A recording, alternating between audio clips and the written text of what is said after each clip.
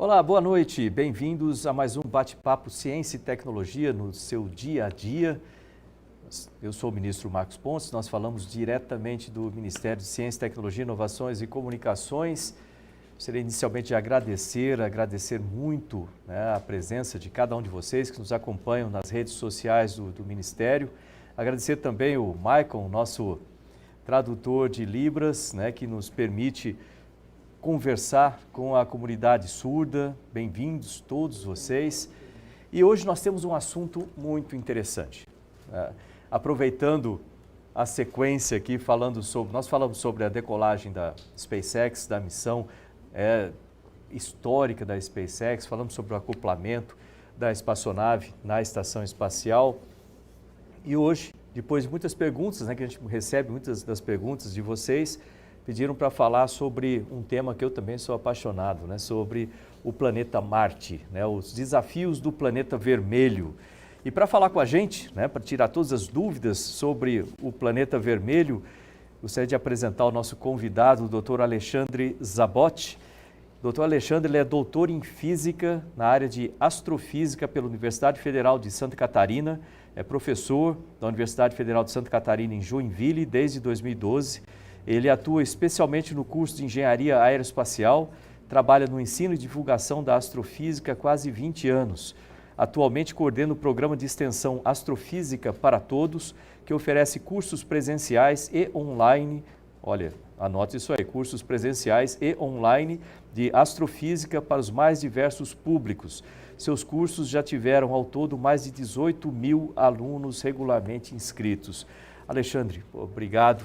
Muito obrigado por participar aqui com a gente, E as considerações iniciais. Boa noite, ministro. Boa noite a todo mundo aí que está acompanhando a gente nessa bate-papo, Muito obrigado pelo convite, pela oportunidade de estar aqui, Espero que tenha bastante alunos meus podendo acompanhar agora esse bate-papo, porque a gente fala muito sobre Marte no programa, nos cursos, E sobre a parte de astronáutica também, naturalmente, Então, muito feliz de poder estar aqui com o senhor falando de um assunto que é extraordinário. Marte é um assunto que é espetacular. E olha só, vai ser interessante porque eu posso falar um pouco do sentido da parte de astronáutica, vamos dizer assim, para lá como astronauta e com certeza eu também tenho uma série de dúvidas, questões sobre Marte. Acho que Marte está no imaginário de todo mundo.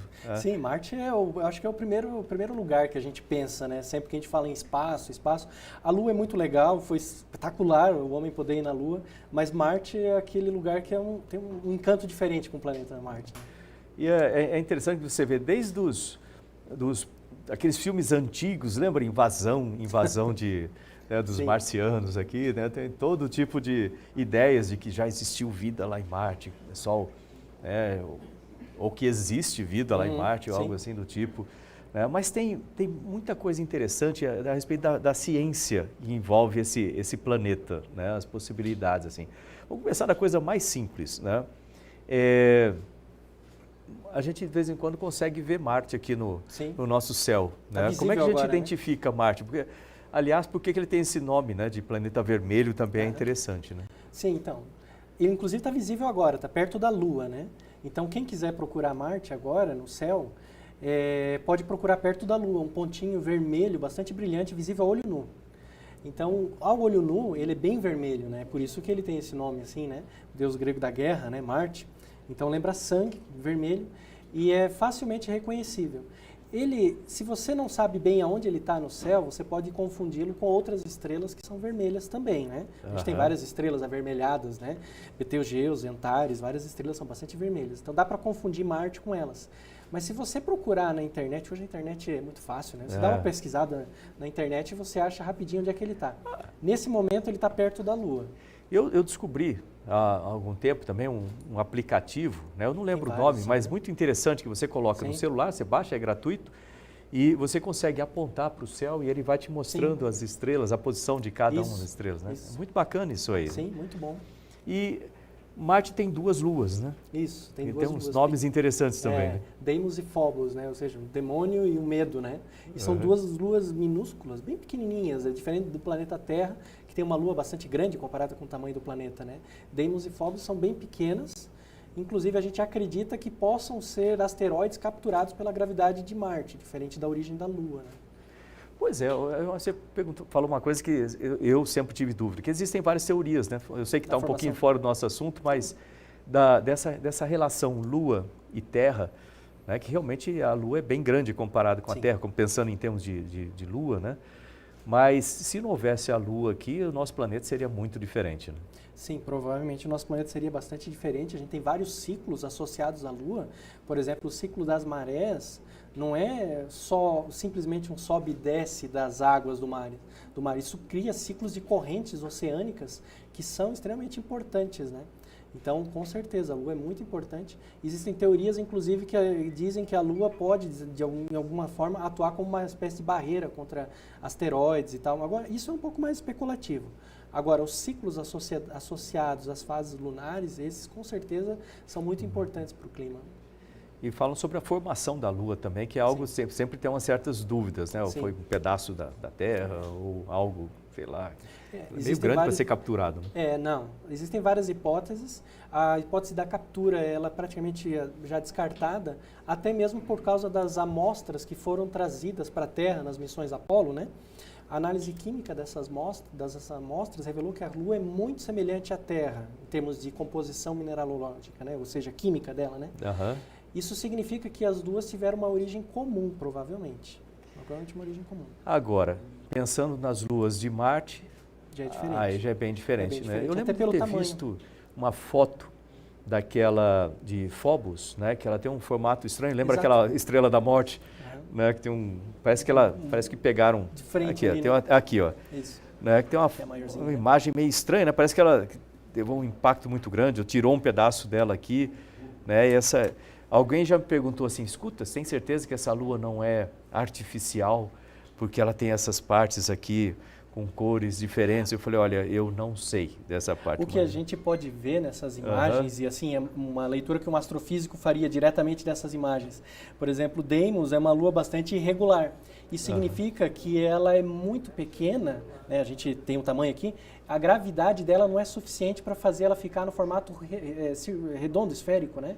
O que torna a Terra esférica, Marte esférico, os planetas é a autogravidade deles, né? Que puxa o planeta como uma espécie de uma gota d'água, etc. Só que na gota d'água são outras forças. Na Terra é força gravitacional. Aqui, eles são tão pequenos que não existe força suficiente para torná-los esféricos. Então, eles têm esses formatos irregulares, né? Você vê, aqui tem a dimensão maior aqui, 27 quilômetros. Sim, é o tamanho típico de vários asteroides. Então, realmente tem um formato estranho, né? E com relação à órbita desses dois aí, que eles ficam numa órbita um tanto próxima, uma órbita meio diferente, né? Exato. Aí a órbita daí é resultado da captura, né? Ou seja, depende muito a gente não pode bolar vários modelos de como é que isso pode ter sido capturado, mas vai depender muito da velocidade com que vinha e da direção, né? Ou seja, se Marte está aqui, ele vinha nessa direção, ou ele vinha numa direção mais próxima, mais rasante do planeta.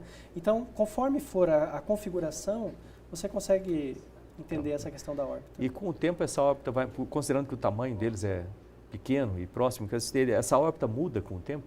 Pode mudar por interações gravitacionais, né? Até porque podem passar os outros objetos, etc., né? A gravidade do planeta não é uniforme, ela muda dependendo dos pontos que você está em torno do planeta por causa da mudança de densidade do próprio planeta. Uma região é mais densa, outra é menos densa. Interessante. E tudo isso afeta as órbitas, né? Eventualmente até algum desses objetos eventualmente poderia se perder, né? Sair para o espaço, né? Poderia. Olha só que legal. Só nesse começo de conversa você vai aprendendo uma série de coisas a respeito dessa dinâmica, né, do planeta, da constituição e tudo mais.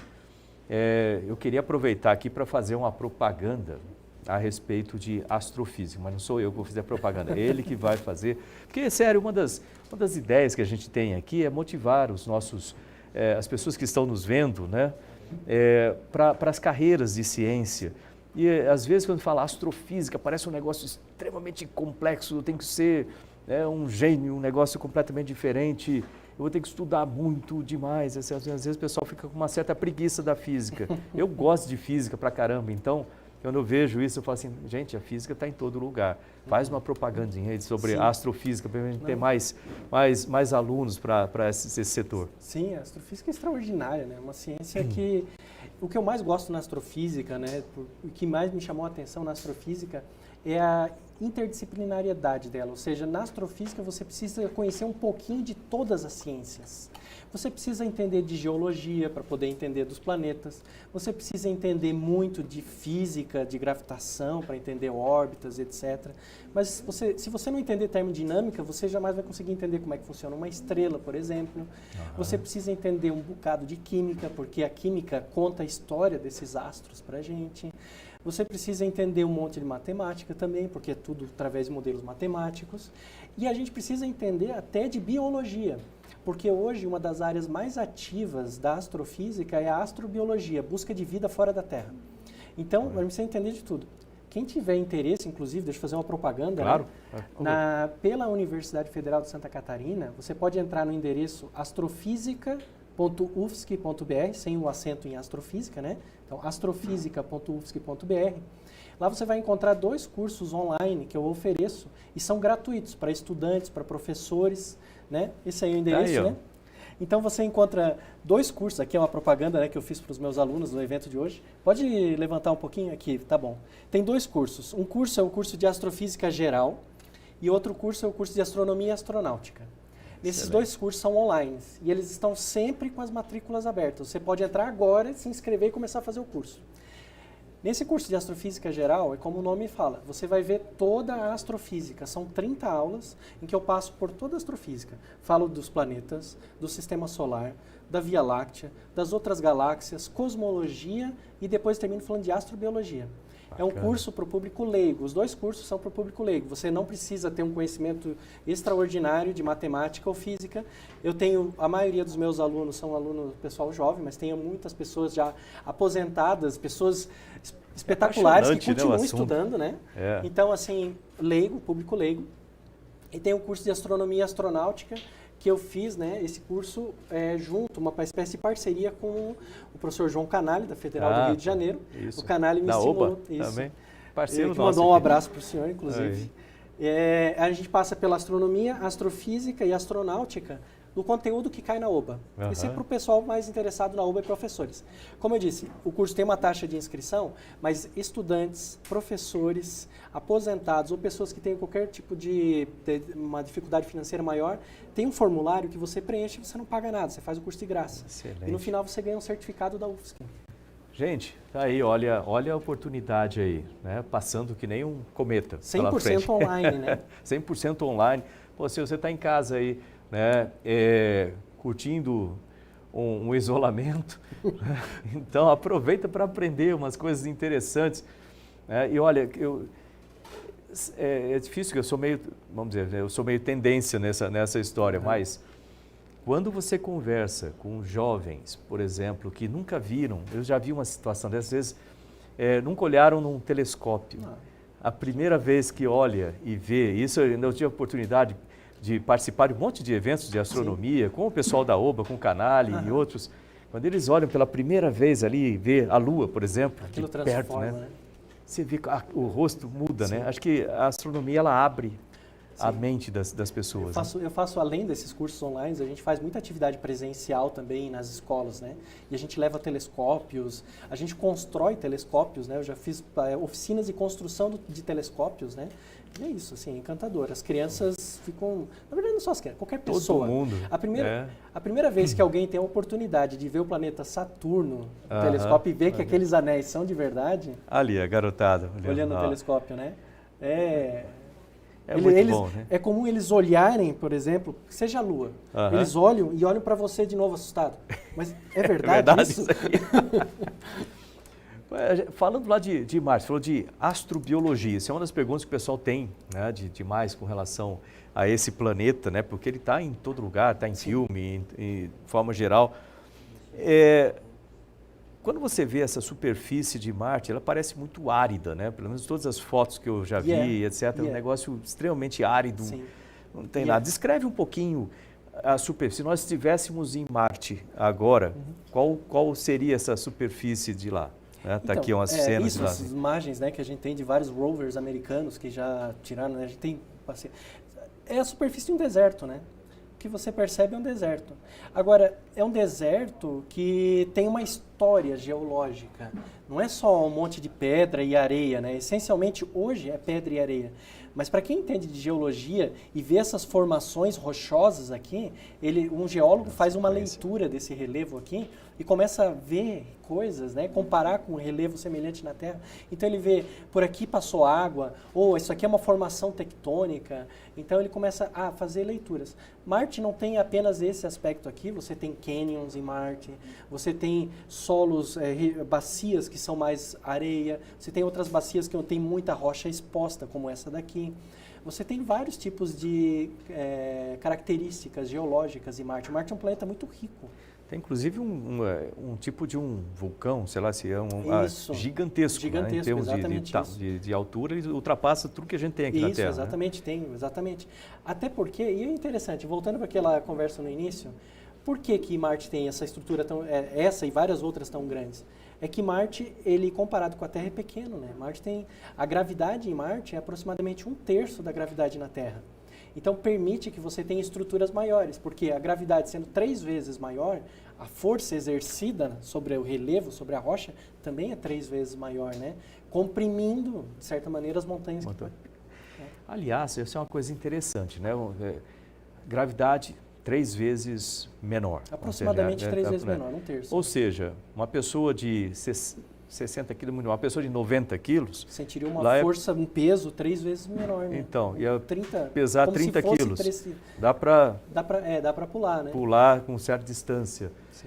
Uma outra coisa interessante, imaginando, hipoteticamente, imagine que um planeta com uma gravidade 3 vezes menor que a Terra e que tenha vida, né? As formas de vida desse planeta... elas, de certa forma, elas vão se adequar, porque você falou em exobiologia, eu pensei, elas vão se adequar com aquela realidade que eles estão ali. Então, vão ter formas de vida provavelmente talvez mais altas, mais finas, não precisa de tanta força, né? Exatamente, com certeza. Agora, isso se a gente pudesse, né, dizer que houve vida mais complexa em Marte, né? A gente ainda está no ponto de tentar responder se houve vida unicelular em Marte, né? Ainda estamos tentando responder essa pergunta. Se chegou ao ponto de existir vida complexa, com certeza, outras formas de vida.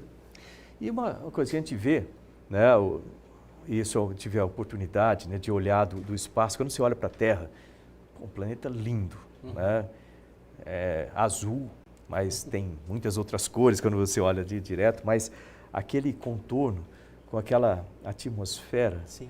Né, que tem todos os efeitos ali de luz na atmosfera, é uma coisa maravilhosa de se ver.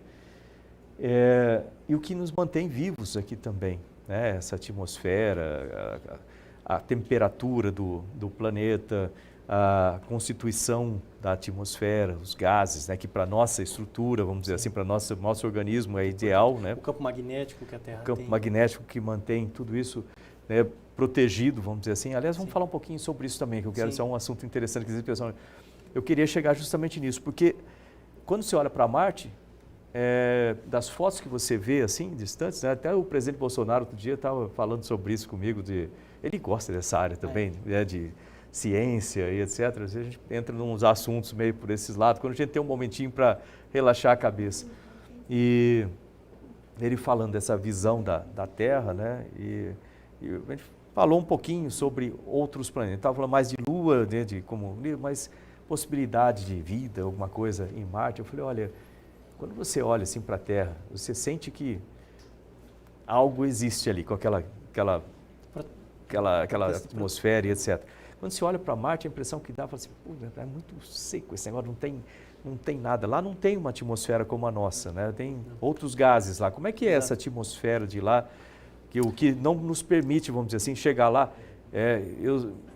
Para quem está assistindo aí, imagina o seguinte, você chegar lá, às vezes vê nos filmes umas coisas meio impossíveis, a pessoa pousa num planeta, aí vai lá, dá uma cheirada e tira o capacete e etc.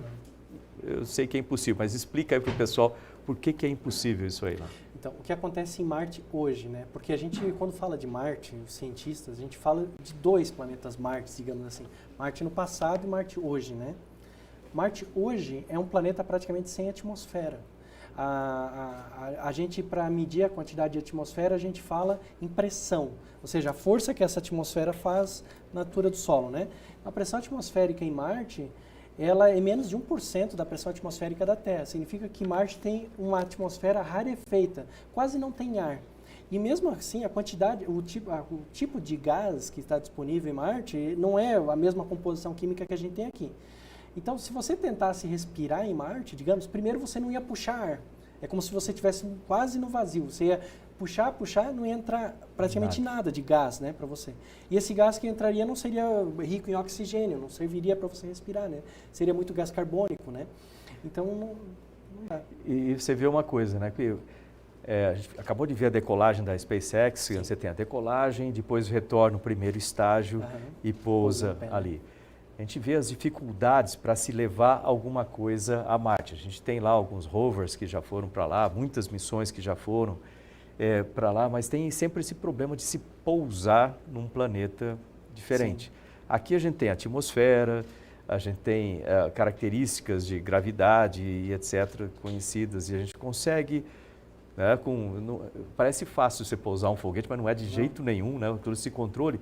Agora, em Marte, a gente viu, por exemplo, como eles colocaram o Curiosity lá, que foi um sistema complexo para colocar Sim. aquele veículo no planeta. Com essa diferença de gravidade, vamos dizer assim, entre aspas, ar rarefeito, né? A atmosfera rarefeita, diferente o G, né? Vamos dizer assim, a gravidade diferente. Uma missão, eu estou falando do ponto de vista de astronauta, sair daqui da Terra, né? Imagina uma missão tripulada, a gente já teve várias missões não tripuladas, agora falando missão tripulada, talvez lá por 2035, mais ou menos por aí. Uma missão tripulada para lá. A gente tem vários desgastes, né? Primeiro que o próprio equipamento, quando você fala para levar tripulantes, muda, o bicho é completamente diferente, é igual Sim. agora para decolar o SpaceX com 2 tripulantes, e já levavam carga. Agora, a gente tem, nossa saúde é muito frágil, o corpo humano é muito frágil, então você tem 8 meses de viagem, sei lá, aproximadamente isso. Durante esse período você está exposto à radiação, Sim. né? A gente vai falar um pouquinho sobre isso daqui a pouco, exposto à radiação, perda de densidade óssea, aí você vai pousar num planeta que não tem absolutamente nada de apoio. Exatamente. Com condições extremas. Você vai continuar exposto a uma situação que é praticamente espaço. Espaço. É esse o ponto que eu queria chegar. Você vai chegar lá, você não tem nada disso de apoio, né? E aí você vai ter que sobreviver naquele planeta. Vamos falar um pouquinho sobre essa sobrevivência em Marte. Primeira coisa, você falou da atmosfera. Aí tem gravidade mais baixa, o que vai comprometer, de certa forma, com o tempo. A gente não foi feio, não desenvolvemos numa gravidade assim, né? E eu senti isso no espaço em gravidade zero. Quando chegar lá com mesmo gravidade reduzida, com o tempo isso aí vai acumulando, né, no corpo. Mas tem radiação também lá, né? Também tem radiação. Eles não têm o nosso campo magnético para... Eles não têm a atmosfera e nem o campo magnético, né? Porque a gente tem 2 tipos de radiação, falando para as pessoas entenderem. Um tipo é a radiação que a gente chama eletromagnética, luz, raio-x, ultravioleta, infravermelho, é radiação que ela é composta por ondas eletromagnéticas. E depois a gente tem a radiação que é composta de partículas, né? que, por exemplo, são elétrons, são prótons, partículas alfa, etc. A radiação eletromagnética, a luz, ela é bloqueada essencialmente pela atmosfera na Terra. E a gente já vê os problemas de, por exemplo, ter uma diminuição da camada de ozônio e absorver menos ultravioleta e causar câncer de pele. Isso. Então, Marte não tem essa atmosfera para bloquear a radiação eletromagnética. Mas a Terra ainda tem uma outra proteção contra o outro tipo de radiação, que é a radiação de partículas, que é o campo magnético, que estava aparecendo ali antes, as linhas do campo magnético e tal. Então, Marte, ó, aqui, então a Terra tem um campo magnético e as partículas vêm do Sol. O Sol, ele banha a Terra com as partículas e esse campo magnético, como as partículas têm carga, ele desvia essas partículas e elas não incidem na gente. Marte também não tem um campo magnético. Então, em Marte, a gente está exposto a esses dois tipos de radiação no mesmo nível, praticamente, que a gente está no espaço. Ela é um pouquinho menor, por exemplo, se a gente está de um lado do planeta e o Sol está aqui. Então, o planeta protege, a rocha protege a gente. Mas não vai dar para o astronauta ficar protegido ali o tempo todo, porque Marte está... Né? Fica difícil de fazer isso. Então, é muito complicado. Você está bastante exposto à radiação. E esse problema, né, de radiação, eu lembro que na estação espacial, uma vez que você está 400 quilômetros, você está muito próximo da Terra ainda, mas você está ainda dentro do campo magnético. Exato. Você perdeu a atmosfera, perdeu boa parte uma dela, parte, né? mas a parte do campo magnético ainda te protege. Né? Agora, quando você vai para lá, você vai estar fora desse campo magnético, você vai estar exposto a muita radiação e, de repente, você chega lá na superfície. Né? Um dos problemas grandes que a gente tem na estação espacial é que você não tem um espaço, você pode falar, espaço é protegido de radiação. A gente usa o nó 1, né? O nó 1 a gente coloca uma série de sacos de água, tudo ali fica para dar uma certa proteção, né, das situações do Sol. Né? Aliás, isso é outra coisa, esse tal do vento solar, de vez em quando, né? As tempestades, né? E a NASA, ela consegue avisar a tempo, né? Aliás, é gozado isso, que a gente fala assim, pô, a NASA consegue olhar para o Sol e dizer, olha, se esconde porque vai vir uma tempestade. Né? Tem um tempo para chegar aqui, né? Porque às vezes quando a gente fala em astronomia, parece que a coisa acontece, demora um certo tempo, né? A distância. Demora um certo tempo, porque ao contrário da luz, essas partículas que saem do Sol não vêm tão rápido, né? Então, você pode olhar para o Sol, ver o que está acontecendo lá, porque você vê através da luz que ele emite. Agora, até essas partículas do vento solar chegarem na gente, passa um tempo, né? Então, você consegue prever. Além disso, essas tempestades solares, elas não são instantâneas, elas vão se formando. Então, a NASA tem vários satélites, né, de monitoramento do Sol, né? Um dos mais famosos é o Sol, que fica orbitando o Sol e tirando imagem continuamente. Então, a gente vê a estrutura, os arcos se formando no Sol, a gente já sabe o que vai acontecer. Você sabe que vai vir alguma coisa. Eles avisam a gente, olha, não tem atividade extraveicular, proteja-se, né? Então fica numa certa área. Agora, tudo isso pesa, não dá para você levar essas coisas todas para lá, vai chegar na superfície, pousou lá, você está exposto. Né? Sobreviver no subterrâneo é uma possibilidade? É uma possibilidade, É uma possibilidade porque a gente sabe que existem, né, em Marte, né, em outros lugares, né, uma espécie de túneis, né, e aí a gente poderia eventualmente viver dentro de um túnel desse. O senhor estava falando ali da diferença, né, de sobreviver na estação espacial e Marte. Tem um outro aspecto que, do ponto de vista humano, é muito importante a gente considerar. Na estação espacial, querendo ou não, você está aqui do lado, né? Você está a uma centena de 500 quilômetros, 600 quilômetros de altitude. Você volta rápido se quiser. Se acontecer alguma coisa, você pode voltar rápido. Você pode mandar suprimentos, né? Em Marte, a gente está falando, a viagem dura aproximadamente 8 meses, mas você também não pode viajar a qualquer momento para Marte, né? Tem a janela ótima que a gente diz. As posições, né? Então, do ponto de vista astrofísico, o que acontece? A gente tem o Sol, aí tem os planetas e tal, mas Terra e Marte. Terra está mais dentro, uma órbita mais interna, Marte um pouquinho depois, né? A Terra dá uma volta em torno do Sol a cada 365 dias. Marte leva quase o dobro disso. Então, 600 e tantos dias. Então, o que acontece é o seguinte, se os dois estão juntos nesse ponto, daqui 6 meses, a Terra vai estar aqui, né? E Marte não vai estar no mesmo ponto, ele vai ter um quarto. Daqui 1 ano, a Terra vai estar aqui e Marte vai estar do outro lado. Quando que eles vão voltar a estar juntos? 2 anos depois. Então, a janela para viajar a Marte é de aproximadamente 2 anos. 2 anos. Isso impõe limites para os astronautas bastante severos, né? E para os equipamentos, a confiabilidade dos equipamentos, né? Então, se espera um tipo de confiabilidade de equipamento na Estação Espacial Internacional.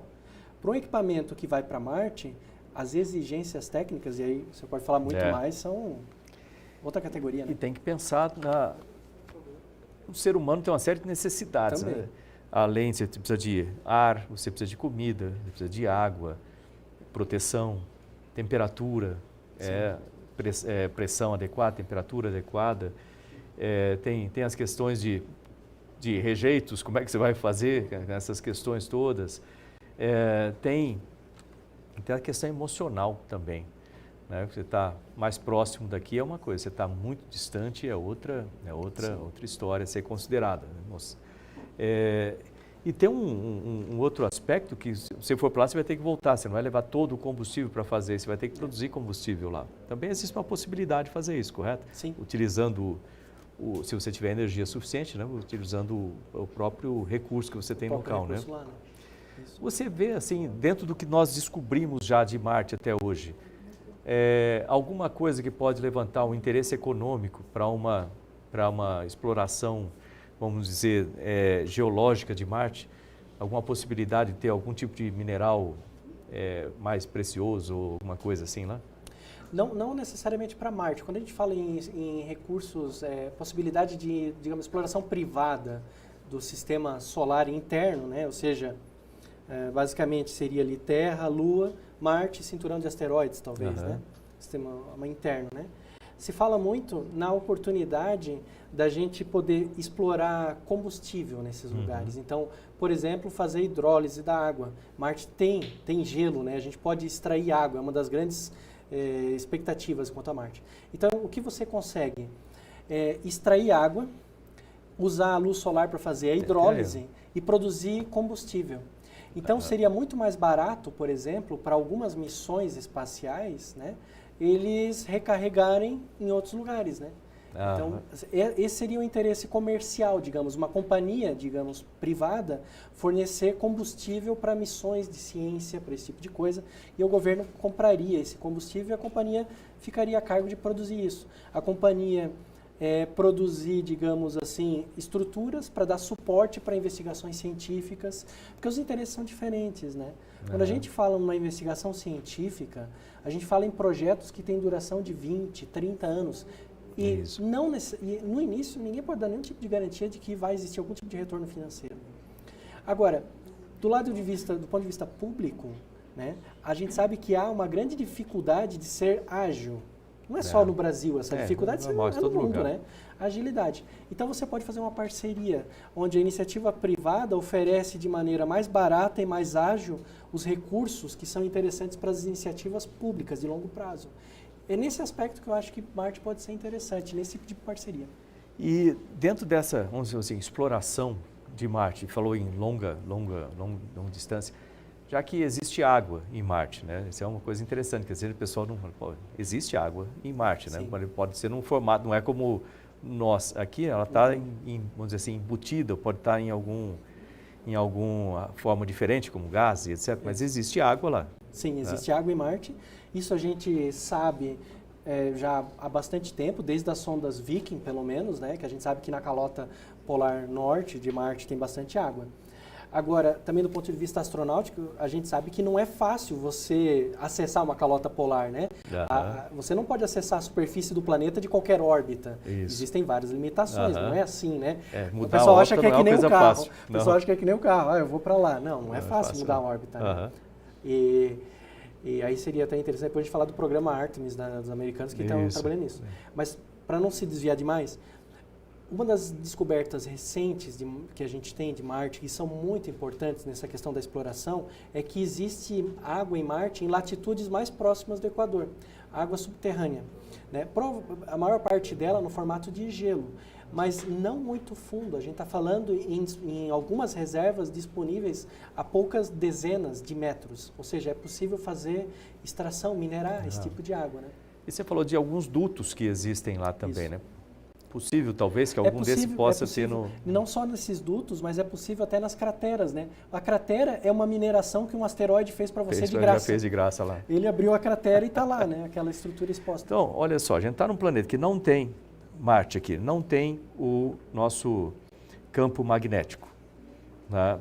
é um planeta que tem 1/3 da nossa gravidade. Sim. Aqui.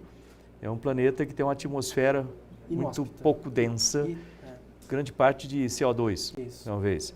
É um planeta que vai estar exposto à radiação direto.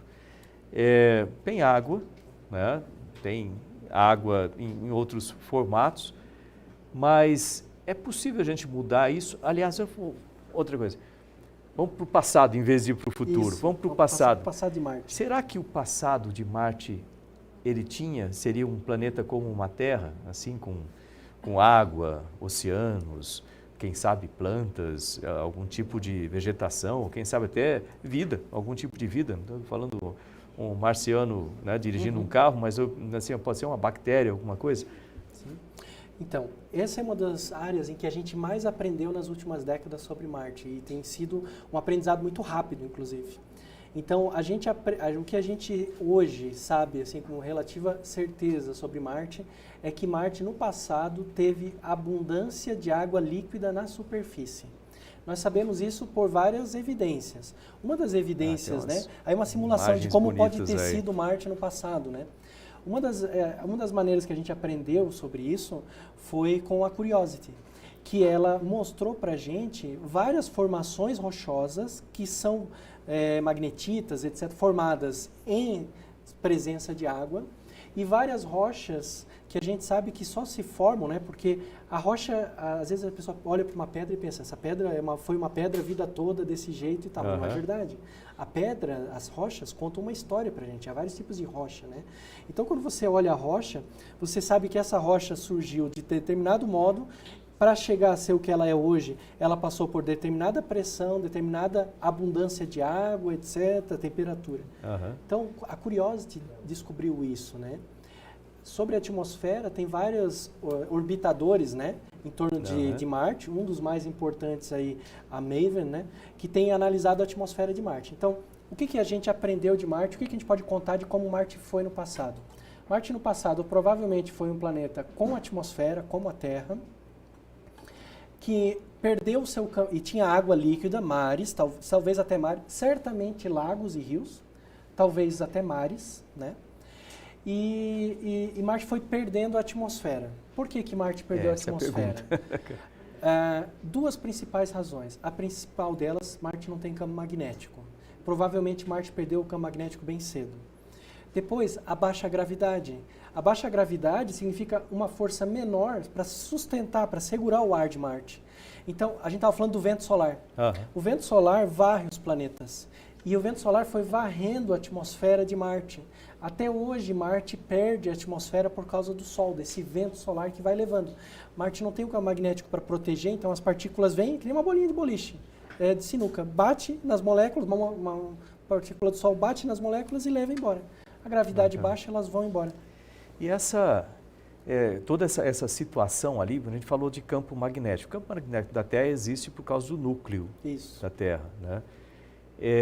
Até agora, por causa da distância, as nossas sondas ainda não são capazes de analisar o núcleo, né, do planeta. Ou a gente tem uma ideia do que é o núcleo do planeta? A gente tem uma ideia, não até esse momento, né, principalmente, não por causa das sondas, mas é que a gente pode olhar o tamanho do planeta, analisar a densidade e fazer algumas comparações geológicas com a Terra.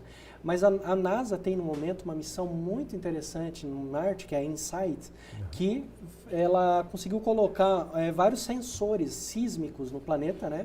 E eles estão medindo pequenos sismos que acontecem em Marte. Eles conseguem detectar quando cai um asteroide pequeno do outro lado do planeta. Nossa! Tamanha precisão do equipamento, né? Então eles enterram vários metros de profundidade e ficam medindo. E a InSight tem revelado bastante coisa para a gente. Eu diria que nos próximos 5 anos a gente vai aprender muito sobre o interior de Marte através da InSight. E o que poderia causar? Vamos supor que a Terra, nós temos nosso campo magnético com um núcleo ali, né? O que poderia causar uma perda de um campo magnético de um planeta? Parar esse núcleo? Me parece um negócio muito difícil mantém, de fazer, né? Vou responder de outra maneira. O que a gente acredita que mantém o núcleo da Terra? Principalmente atividade radioativa. Então a Terra tem volume suficiente para ter atividade radioativa e conseguir manter o núcleo líquido. Além disso, o planeta é muito grande. O calor demora para fluir, né, pela camada, né? Lembra que Marte é um planeta pequeno. Comparado. Então, como um planeta pequeno, bastante distante do Sol, o núcleo dele provavelmente esfriou rápido. Essa é a hipótese mais concreta que a gente tem hoje. Mas como eu disse, nos próximos 5 anos isso pode mudar, porque com as missões que a gente está tendo agora, a gente está aprendendo bastante sobre o interior de Marte. Te surpreenderia, eu vi outro dia uma reportagem a respeito de medidas de amônia, me parece um negócio meio estranho, né, para estar em Marte. Me surpreenderia achar algum tipo de fungo, uma bactéria, alguma coisa lá? Fungo sim, por ser mais complexo. Bactérias não surpreenderia. Uma das hipóteses para a liberação dessas substâncias, né, pequenas moléculas orgânicas, incluindo a amônia, né, a mais natural para a gente é a bactéria, né, decomposição. No entanto, a gente sabe que em pequenas quantidades, reações de água com alguns minerais podem produzir. Por exemplo, piroxigênio, que é um tipo de minério que com água pode produzir, liberar, né? Como esse. Então, a questão que a gente precisa responder é o seguinte. A atmosfera... E metano também, né? Acho que eu pensei em metano, falei amônia, metano. Metano. A gente sabe que a atmosfera não é independente da geologia. As duas coisas trabalham sincronizadas, em ciclos, né? A gente precisa responder se a quantidade dessas substâncias que estão sendo detectadas hoje pode ser explicada pelo tipo de geologia que a gente tem no planeta. Tá. E quando a gente olha a superfície de Marte, eu não sei se aqui vai aparecer alguma dessas imagens, mas a impressão que dá é que ele levou uma pancada muito grande do lado e ficou uma cicatriz do lado do planeta, assim, né? Aliás, aquilo é muito maior que o Grand Canyon, né? Isso. Marte tem várias estruturas geológicas, como eu falei, né? Como ele não tem atmosfera, as várias colisões, é como a Lua, né? Fica registrada lá, né? Fica exposto e não existe nenhum tipo de erosão para acabar com isso, para desfazer, né? E Marte certamente teve um passado também vulcânico, né?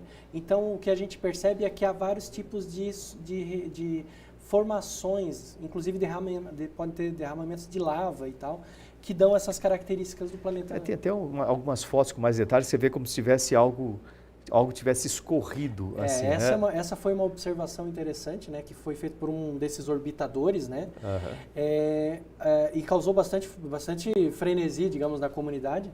Acho que a primeira dessas observações foi em 2011, mas de lá para cá a gente refinou bastante os dados. O que a gente observou? Uma coisa interessante de Marte é a temperatura, né? Marte tem estações, como a Terra, estações, né?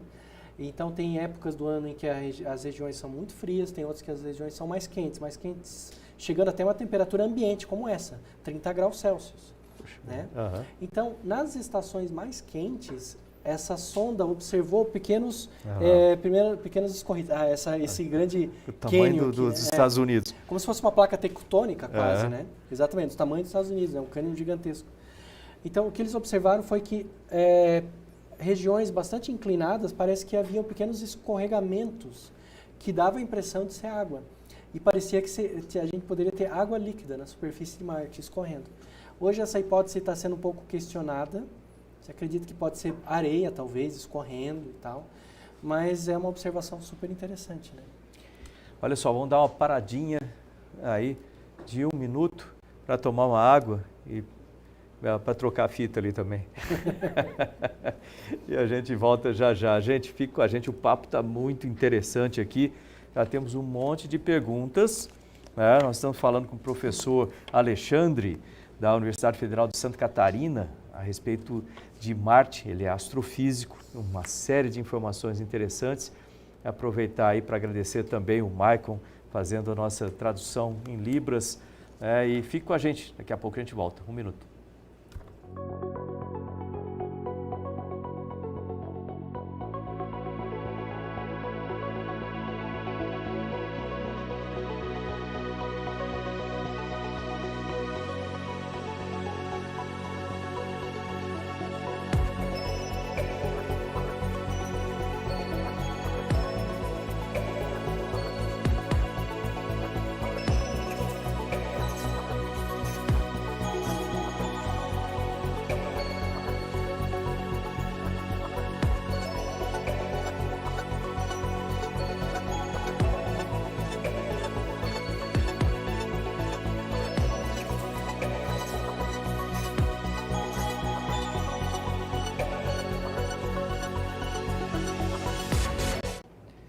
Olá pessoal, de volta no bate-papo de ciência e tecnologia no seu dia a dia, direto aqui do Ministério de Ciência, Tecnologia, Inovações e Comunicações.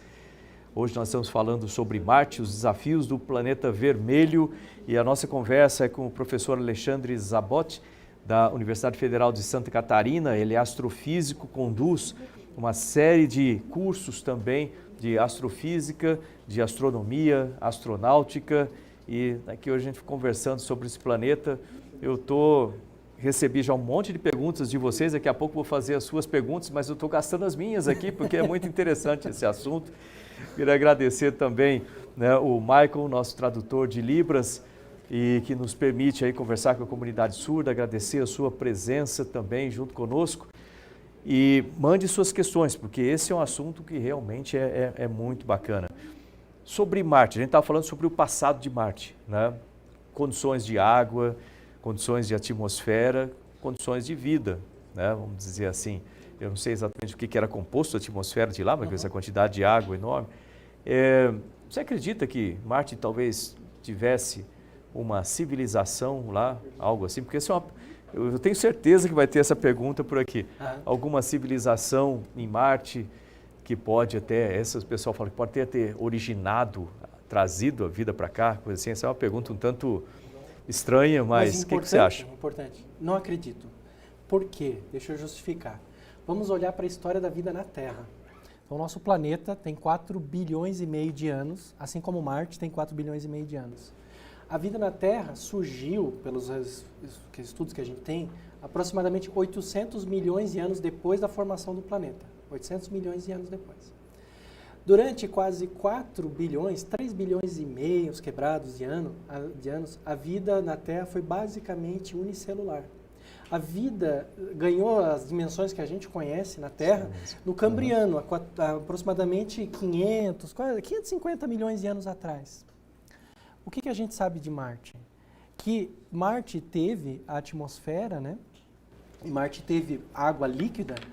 Só que para Marte chegar no estado que ele está hoje, praticamente seco, um deserto, a água líquida e a atmosfera se sustentaram por pouco tempo em Marte.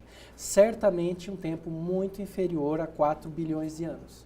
Então, olhando para a Terra, para o que a gente pode olhar e dizer daqui, não houve tempo para a formação de vida complexa em Marte, através dos mecanismos de evolução que aconteceram na Terra. Agora, tem um detalhe, Terra é um experimento único. A gente não conhece outros experimentos. Coisa. A gente pode levar uma grande surpresa, né? Mas assim, olhando para a Terra, eu diria não, porque a gente levou muito mais tempo do que Marte teve disponível para isso acontecer lá. Aliás, uma pergunta que às vezes o pessoal me faz a respeito, você acredita em vida fora da Terra? Fala assim, olha, considerando a quantidade, o que a gente sabe do universo, até hoje a gente não encontrou nada que pudesse dizer aqui. Mas o tamanho do universo também é algo, a probabilidade, não tem uma equação de Drake lá de trás? A equação de Drake, Exato. Esse é um assunto que eu abordo naqueles cursos, né? E são 6 aulas do curso, dá quase 10 horas de aula do curso só falando de astrobiologia. Então, ali eu vou mastigar todo o assunto direitinho. Mas a gente vive uma espécie de paradoxo nessa área. Porque ao mesmo tempo que a gente aprende como o universo é vasto, hoje a gente sabe que praticamente, né, quase todas as estrelas do universo abrigam planetas e vários desses com condições de vida, né? A gente conhece mais de 4 mil a gente chama exoplaneta, né? Exoplaneta, em outras estrelas. Mais de 4 mil desses planetas, isso. A gente conhece vários que estão numa distância habitável da estrela, ou seja, onde é possível ter água líquida, etc. Ao mesmo tempo que a gente conhece isso e tem aumentado muito o nosso conhecimento de locais onde pode ter vida, a gente também tem aprendido como a Terra é rara em vários aspectos. Né? E não só a Terra, o Sol também. Porque a vida depende do par, estrela-planeta, não é só um ou outro, né? Então é interessante. A minha opinião é que as probabilidades... isso aqui é um fator importante, né? Depois eu poderia entrar na física dessa estrela. Seria um programa para falar da física dessas estrelas. Gigante. É extraordinário. Mas assim, a resposta rápida seria: a probabilidade joga ao favor de existir vida em muitos outros locais do universo, né? Inclusive vida complexa. A probabilidade, né? É o que eu disse, olha, eu acho que a probabilidade é muito alta. Sim. Mas a probabilidade que eles já vieram aqui, aí Não, eu outra lamento, conversa. eu acho que é muito improvável, certo? Exato. Você achar esse pontinho no meio do universo e você vir para cá de um outro lugar, e aí já entra o meu lado muito cético com relação a essa possibilidade. Sim, né? é a mesma coisa. Penso da mesma maneira É. e a gente pode ver algumas coisas, inclusive, né? A viagem daqui para a Lua está aqui do lado, né? Alguns dias, né? Viagem daqui para Marte, meses, dá para botar a escala de anos já, né? Ou seja, 8, 10 meses já está na escala de anos, né? E Marte é o planeta, um dos planetas mais próximos da gente, a gente está entre Marte e Vênus, né? Então, as sondas Voyager saíram faz pouco tempo do Sistema Solar, né? E quanto tempo elas ficaram... Né? Então, assim, há uma série de argumentos muito sólidos que nos levam a acreditar que seja praticamente impossível a visita de... A não ser que a vida fosse completamente diferente do que a gente chama de vida, né? Mesmo assim, porque nesse caso a gente estaria falando de ainda leis físicas, que a gente está falando de distâncias, escalas de tempo, mesmo assim é diferente, né? A física ela continua valendo. Até onde a gente sabe, continua valendo em todo lado, né? Olha a pilha de perguntas. Eu estou com um calhamaço aqui de perguntas, né? Eu vou começar a fazer as perguntas do pessoal aqui, mas eu lembro de ter visto um filme, uma vez que eu achei muito interessante, aquele Perdido em Marte, né? E naquele filme, né, retratava, só para quem já assistiu o filme, já sabe, mas para quem não assistiu ainda, retrata a história de um astronauta que ele vai com uma tripulação lá para Marte.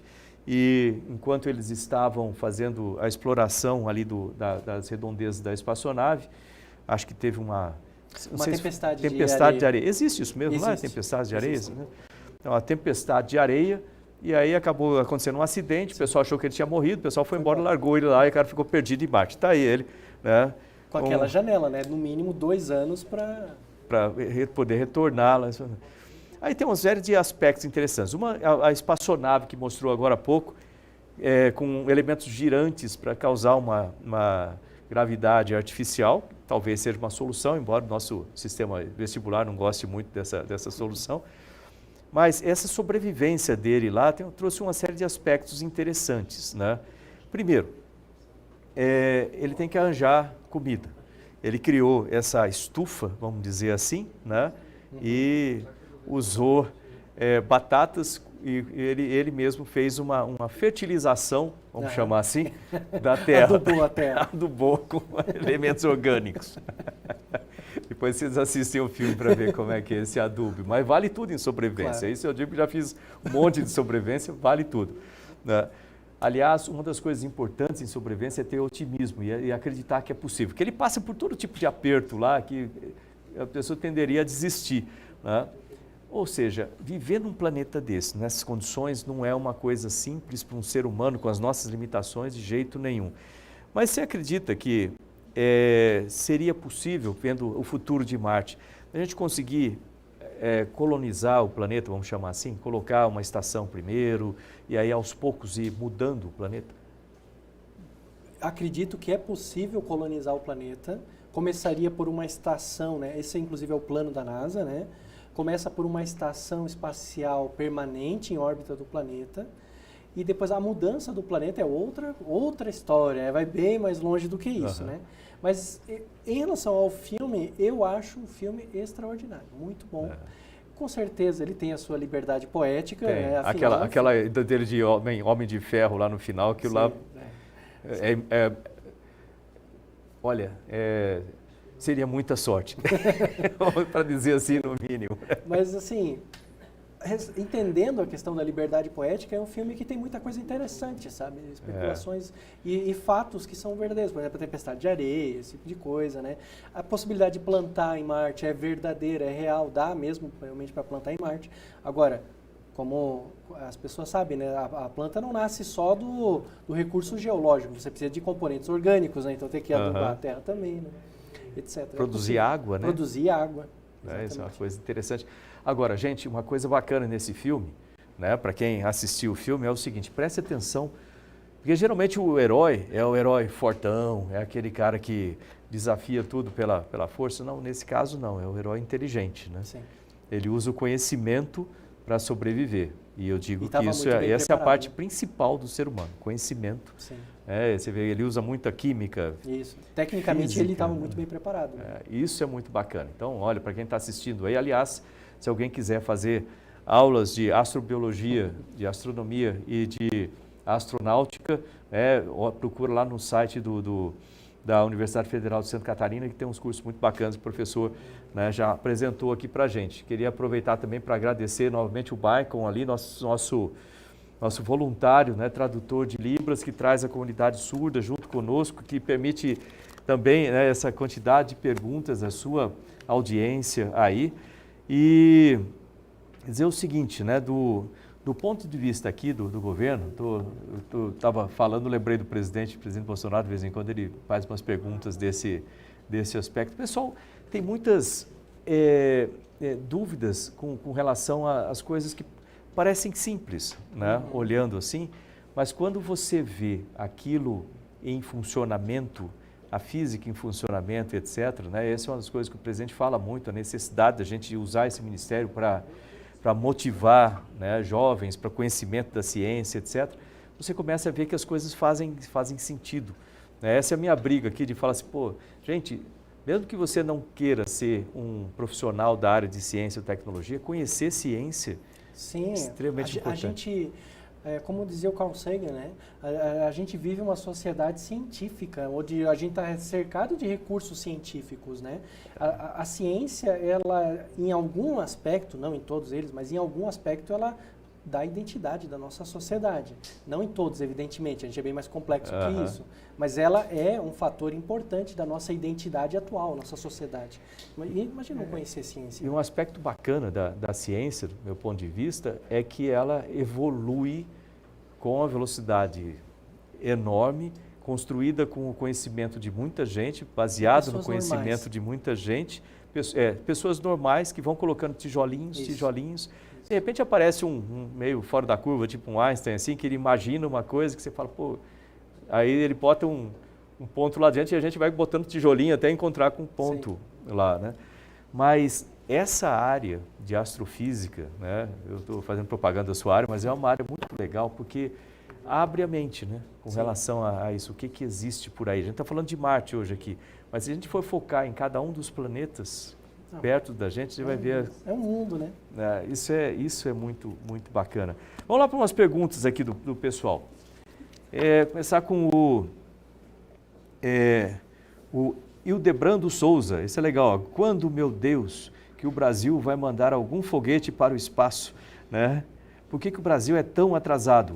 Rapaz, sabe que eu tenho uma notícia boa para você. Nós já mandamos foguetes para o espaço aqui do Brasil. Nós temos um programa espacial. Começamos, sim, lá atrás, quase na mesma época que os americanos e os soviéticos na época lá. Mas o programa espacial ele nunca teve, vamos dizer assim, a mesma prioridade que nesses outros dois países ele teve, Então, nós tivemos problemas de orçamento o tempo todo, nós estamos numa briga muito grande agora para colocar Alcântara como um centro espacial de Alcântara, com todo o desenvolvimento.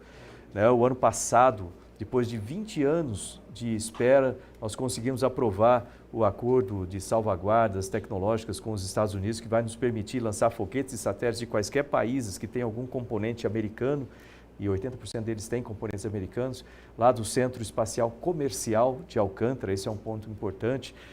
Muita coisa errada falada sobre Alcântara. Os americanos vão tomar conta da base, os americanos, só tem uma conexão, não tem nada a ver. Isso aí ele é um centro controlado pelo Comando da Aeronáutica. Isso foi um ganho muito grande do governo Jair Bolsonaro, de conseguir ativar isso aí. E eu estive lá na semana passada, diga-se de passagem, o ano passado nós aprovamos o acordo, esse ano nós começamos com os planos de desenvolvimento integrado ali, isso vai envolver uma série de ministérios, além das comunidades locais e os governos locais, e para o ano que vem a gente vai começar a operar, vamos dizer assim, dentro desse novo conceito de centro espacial comercial, lá de Alcântara. E o Brasil produz foguetes, o IAE, Instituto de Aeronáutica e Espaço, desenvolveu foguetes que hoje são lançados, são foguetes suborbitais, como o VSB-30. Inclusive, o ano que vem a gente pretende lançar um desses foguetes lá de Alcântara e testar todo o sistema. A gente precisa começar a fazer os testes dos sistemas. E nós temos muita aplicação para isso, né? E nesse meu curso de astronáutica, eu conto a história do Programa Espacial Brasileiro, né? Então lá eu detalho tudo isso, né? Essa questão dos foguetes que a gente já lançou e tal, eu conto deles. E tenho procurado fazer uma defesa diante dos alunos, né, no curso, de que o nosso país, ele precisa de um programa espacial como política nacional de longo prazo. A gente precisa levar com seriedade o programa espacial. Até porque eu trabalho num curso de engenharia aeroespacial, né? E formamos engenheiros nessa área, né? E o programa espacial, ele abre, ali, ó, aliás, decolagem de um ali. O programa espacial, ele abre uma perspectiva muito grande para todas as áreas. Exato. Às vezes o pessoal pensa, pô, tem que ser só engenheiro? Não.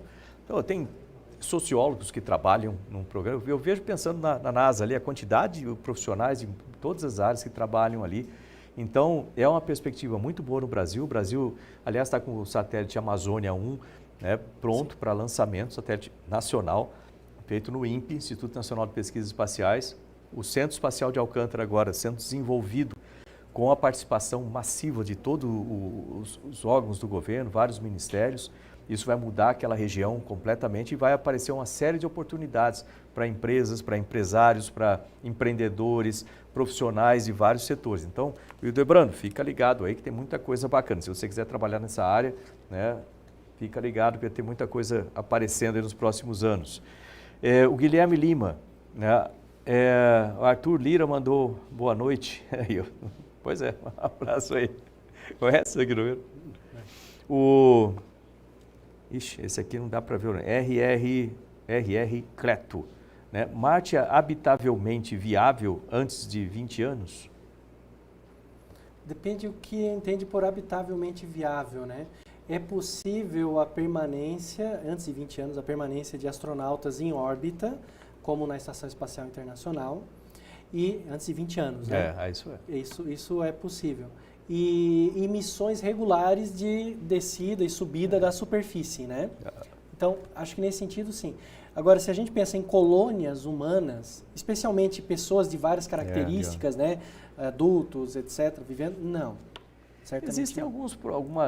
alguns projetos aí que, na minha opinião, foram marketing puro. Lembra aquele Mars One? Não tinha um negócio desse que o pessoal falava até... Agora, né? Acho que você antes de 2020 já estava prevendo pessoas em Marte e tal. Isso é marketing. Sim. E teve muita gente que se inscreveu naquilo, né? Assim, tipo. Sim. Também a SpaceX ela tem alguma previsão, ela tem uma intenção de chegar lá com módulos. É o grande sonho do Elon Musk, né? A SpaceX junto com acho que a Bigelow também participa desses planos. É um desafio enorme, como a gente tem visto aqui. Eu passei a primeira parte do programa falando a respeito de Marte, das situações lá em Marte, do que vai encontrar. Aí esse desenvolvimento, inclusive, desse pouso vertical, tem a ver com isso também, mas não é fácil. Mas se fosse fácil também não tinha graça. Né? Não é assim, né? We choose to go to the moon. Exatamente. Not because it's easy, but because it's hard. É exatamente isso. Tem que escolher coisas difíceis que são adequadas para a nossa qualidade. Então, o neto de Broiangelo, parabéns, ministro, ser humano iluminado, que tive o prazer de conhecer pessoalmente. Obrigado, neto. Obrigado aí. Marli Broso, utilizando a Lua como base de lançamentos, penso que primeiro seria enviado a Marte. Penso que primeiro seria enviado a Marte todo o necessário para se criar uma base nesse planeta antes mesmo do homem pousar em Marte. Esse seria o plano que os cientistas consideram? Ou seja, base na Lua, da Lua lançar para lá, preparar uma base e depois vai o ser humano. Isso. Qual é o plano hoje da NASA, especialmente, que está mais trabalhado, desenvolvido, né? É construir na Lua uma estação espacial internacional, que vai chamar Gateway, né? Esse Gateway, ele vai permitir que a gente tenha acesso, né, à órbita da Lua, e o Gateway vai poder manobrar nessa órbita da Lua, etc. O Gateway ele vai servir como, você pode pensar no Gateway quase como uma espécie de rodoviária, digamos assim, né? Então vai chegar astronautas, vão chegar suprimentos, vai sair, vão voltar. Depois o plano é, se funcionar bem o Gateway, vão testar tecnologias, vão testar o conceito, fazer um Gateway em Marte. Porque uma coisa importante, né? se você pousa no planeta, você precisa depois decolar dele, né? Isso não é nada fácil e é muito caro em termos de combustível, é caro, né?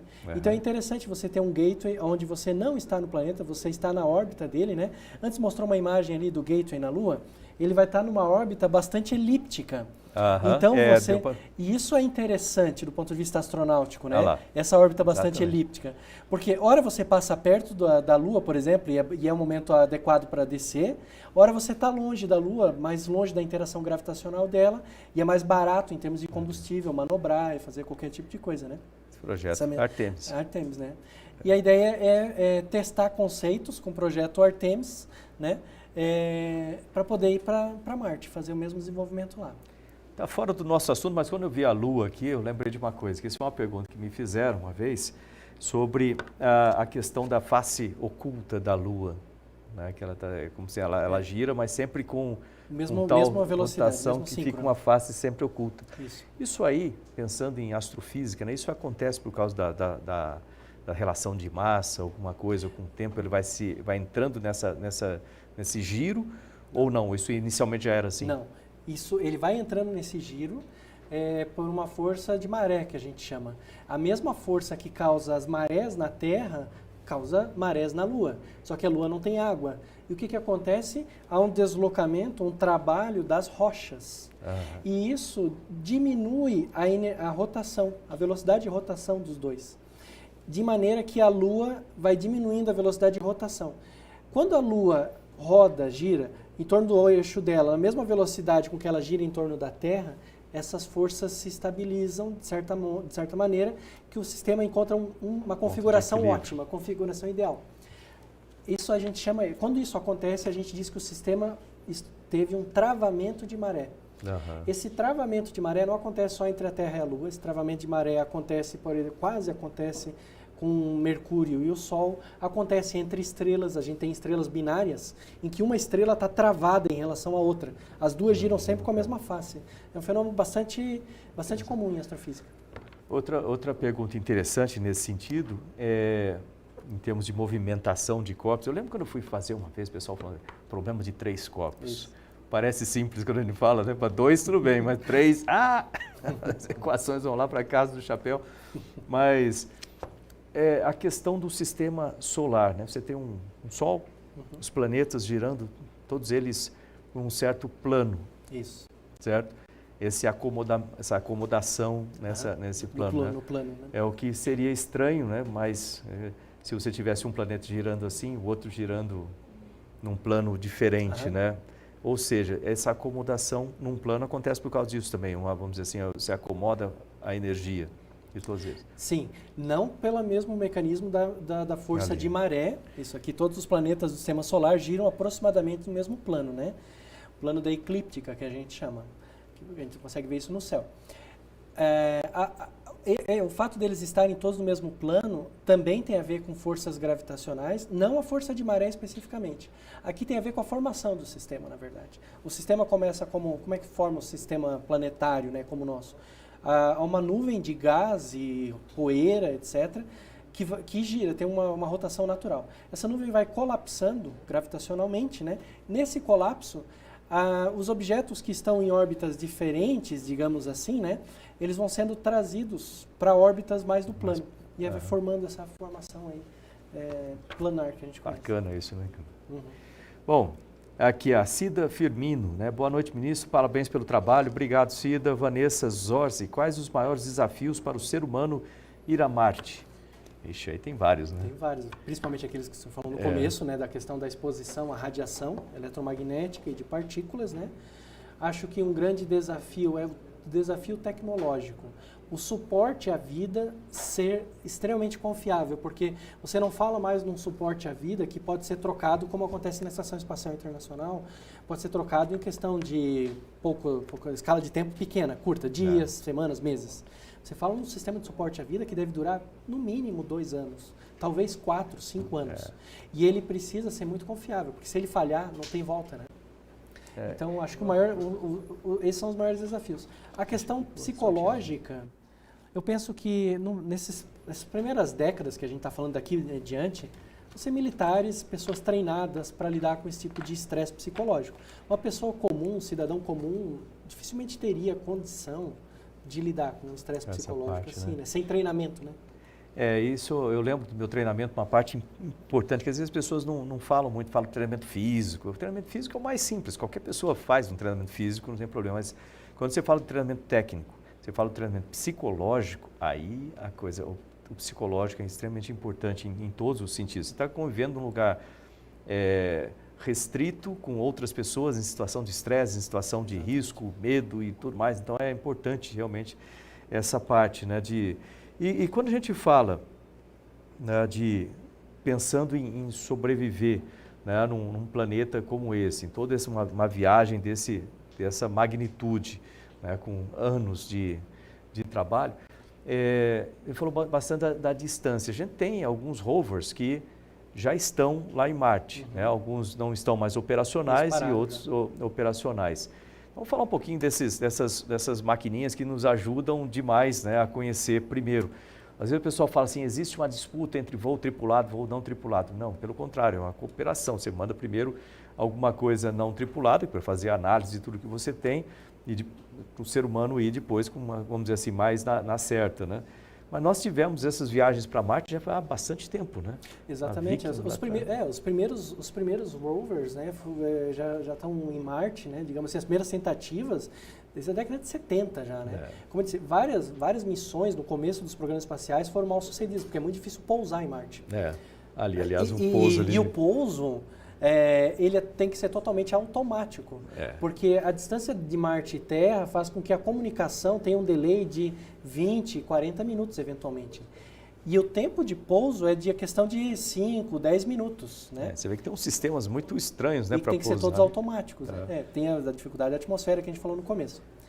Desses rovers, inclusive, esse ano é um ano crucial, porque a gente tem dois lançamentos de rovers. Tem o programa americano, era para ter 3 esse ano. Tem o programa americano, que é a Marte 2020, né? Onde eles vão mandar um rover, a gente pode falar um pouquinho dele depois ali, muito interessante. Tem o programa chinês, T1, né, que também vai ser lançado agora. Os dois vão ser lançados agora em julho, estão pelo menos programados para serem lançados em julho. E tinha o programa europeu, o ExoMars, que foi postergado por 2 anos, questão da órbita, que 2 anos, não pode lançar em qualquer momento, 2022. O programa americano, que é o que a gente tem mais informações, ele é muito interessante, porque o rover americano... O que é um rover, primeiro? A gente está falando de rover. A gente está falando de rover, às vezes é bom explicar. O rover é um jeepzinho, você pode pensar num jeep, num carro.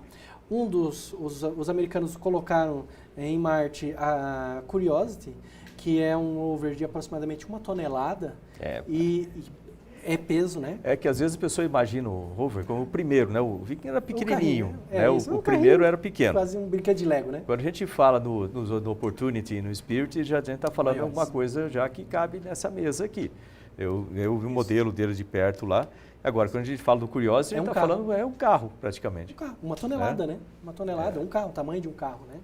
Então, a Curiosity está em Marte desde 2012 e fez várias descobertas. Esse ano, os americanos estão mandando, então, um novo rover que é baseado, ele é construído em cima da plataforma da Curiosity. É uma Curiosity melhorada, com tecnologia melhorada, né? E ele tem uma novidade muito interessante. Eles vão mandar um drone. Legal. Então, junto com ele vai ter um drone que vai levantar e vai voar em Marte. Agora o pessoal pensa, um drone, né? Uma bobagem. É um drone num planeta que quase não tem atmosfera. Pois é, isso que eu ia falar. Mas como é que faz? É um drone muito especial. É um drone muito especial, um planeta quase não tem atmosfera. Então é um helicópterozinho com... eles estudaram a aerodinâmica do zero. Como é que a gente constrói um drone num planeta que tem uma atmosfera quase 200 vezes menos densa do que a da Terra. Não tem sustentação para ele. Mas eles conseguiram desenvolver, ele vai voar a baixas altitudes, fazendo um reconhecimento prévio do terreno para que o rover, ou seja, o carrinho, né, o Jeep possa... aqui ó, a foto dele, aqui, Ingenuity. E ele vai fazer um reconhecimento prévio do terreno, voando aí até uma centena de metros de distância, né? E aí o Jeepzinho, né, vai seguir na direção que for mais interessante. E esse novo rover deles, né, ele tem uma coisa muito interessante, ele vai guardar amostras para uma futura missão de retorno de amostras de Marte. Legal isso. A gente aprendeu muito, aqui ele guardando as amostras, ele vai poder guardar de 20 a 30 amostras. Bacana. Não vai retornar agora, não faz parte da missão retorno. Mas a gente aprendeu muito com a Lua, retornando as amostras nas missões Apollo. E uma coisa que eu lembro que teve uma época, não sei se eu estava na NASA já, acho que foi talvez 1998, no ano que eu cheguei lá, um pouquinho depois, que o pessoal recuperou um meteorito aqui na Terra, recuperou um meteorito e foi analisado lá no Johnson, e o pessoal olhando naquela análise parecia um micróbio, sei lá, alguma coisa ali dentro, né? E aí deu todo aquele rebuliço, né? A possibilidade. Às vezes o pessoal fala, como é que pegaram esse meteorito? Essa é uma coisa interessante. Como é que sabe que esse meteorito ele é oriundo de Marte, primeiro? E como é que ele veio parar aqui na Terra? Sim. Então, sabe que é oriundo de Marte pela composição química dele, né? Geológica. Então, você pega aquele pedaço de rocha e você faz vários tipos de análise da composição química dele, basicamente. Pela composição, você sabe que essa rocha é diferente das rochas que tem na Terra e você sabe que, por exemplo, é semelhante às rochas que tem em Marte. Né? Então, isso a gente consegue. Como é que ele veio parar na Terra? Toda vez que um meteoro, algum objeto cai na superfície de Marte, ou mesmo da Lua, etc., ele levanta material para o espaço. Né? Naquela colisão, bastante material é jogado para o espaço e fica na órbita. Marte não está muito longe da Terra em termos de órbitas no sistema solar, no momento acaba caindo aqui. Né? E é interessante, porque às vezes as pessoas não se dão conta da quantidade de pedra que cai na Terra por dia. Né? Cai. A gente cai em toneladas de material na Terra por dia. Né? Eu lembro que da estação espacial à noite, o que a gente vê aqui como estrela cadente, que a gente vê aquele, né, à noite da estação, onde você está na área da noite, né, da parte noturna da órbita, você olha para baixo, você vê ali as luzes das cidades, você vê a tempestade de cima, mas às vezes, muitas vezes você vê ali, aí você fica pensando, puxa vida, já passou por essa órbita, né? Podia ser aqui. mas é um negócio, a quantidade de pedra que cai aqui não é fácil não. Olha, pergunta da Wanda Bea aqui. Parabéns ao professor e ao ministro pelas explicações. Pergunta, né? Obrigado, Wanda. Alexandra Marino, né? Parabéns, ministro, parabéns ao professor Alexandre. Né? Ele é da Universidade Federal de Joinville. Colega. Aqui, ó. O Gui Freire, né? Quando teremos lançamentos nacionais em Alcântara? O ano que vem, em 2021, né? É o que está previsto. Né, se o Paulo Guedes me ajudar aí também, né? Aí o recado. A Francisca Adriana, né, assisti muitos vídeos no seu YouTube, com os meus alunos participaram do OBA. Legal. Tá aqui, ó, bacana. Gente. O Roger Rodrigues, né, parabéns, ministro. Agora o Ministério da Ciência está tendo ciência de verdade. Legal, é bom. É isso aí, gente. Ciência, tecnologia, inovações e comunicações, né, mas são elementos essenciais como ferramenta, né, para os outros ministérios também. Deixa eu usar o óculos, está começando a ficar meio difícil de ver aqui. Opa, muda. Idade, não tem jeito não. A Dalzília aqui, olha como ficou mais fácil, Gonçalves. Né? Conheci você pessoalmente há muitos anos, numa visita que fez a um escritório ao lado do meu. Orgulho da época e orgulho agora. Obrigado, Dalzília. Leonardo Marques, existem fenômenos que ainda podem ser desconhecidos no planeta? Tanto positivos como negativos? Sim, com certeza. Uma das grandes incógnitas ainda que a gente tem é a sismologia do planeta, né? Ou seja, por exemplo, a gente pode ter terremotos maiores do que os medidos até agora, né? Enfim, e aspectos atmosféricos do planeta, né?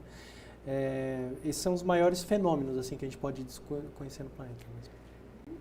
Lembrar, gente, que quando a gente fala de um planeta, né, é algo assim, que às vezes a gente fala aqui, a gente imagina, Marte, pensando que é alguma coisa. É um planeta aquele negócio, com todos um monte de características. E, assim, isso não é uma coisa simples, né, de analisar. Não. Assim, Márcio Catalani aqui, né, faz uma live com o nosso Museu Interativo de Ciências em São José dos Campos sobre a importância da ciência desde os pequenos. Legal, bacana, é uma ideia boa. Vanessa Zorzek, quais os maiores desafios para o ser humano ir a Marte? Já respondemos essa aqui. O Ricardo Gutel, né, por que Marte e não Júpiter? Ali teremos boas surpresas, grandes aventuras tecnológicas, desafios extraordinários para a mente humana. Bom, Júpiter é um outro bicho, né? Fala um pouquinho de Júpiter, para o pessoal ter uma noção, que quando a gente fala de...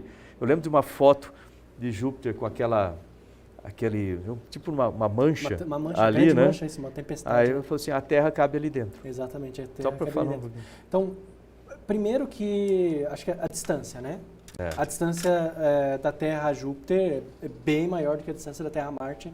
Uma missão de Marte, a gente está falando de escala de 1 ano, tal, 2 anos. Júpiter é muito mais do que isso, né?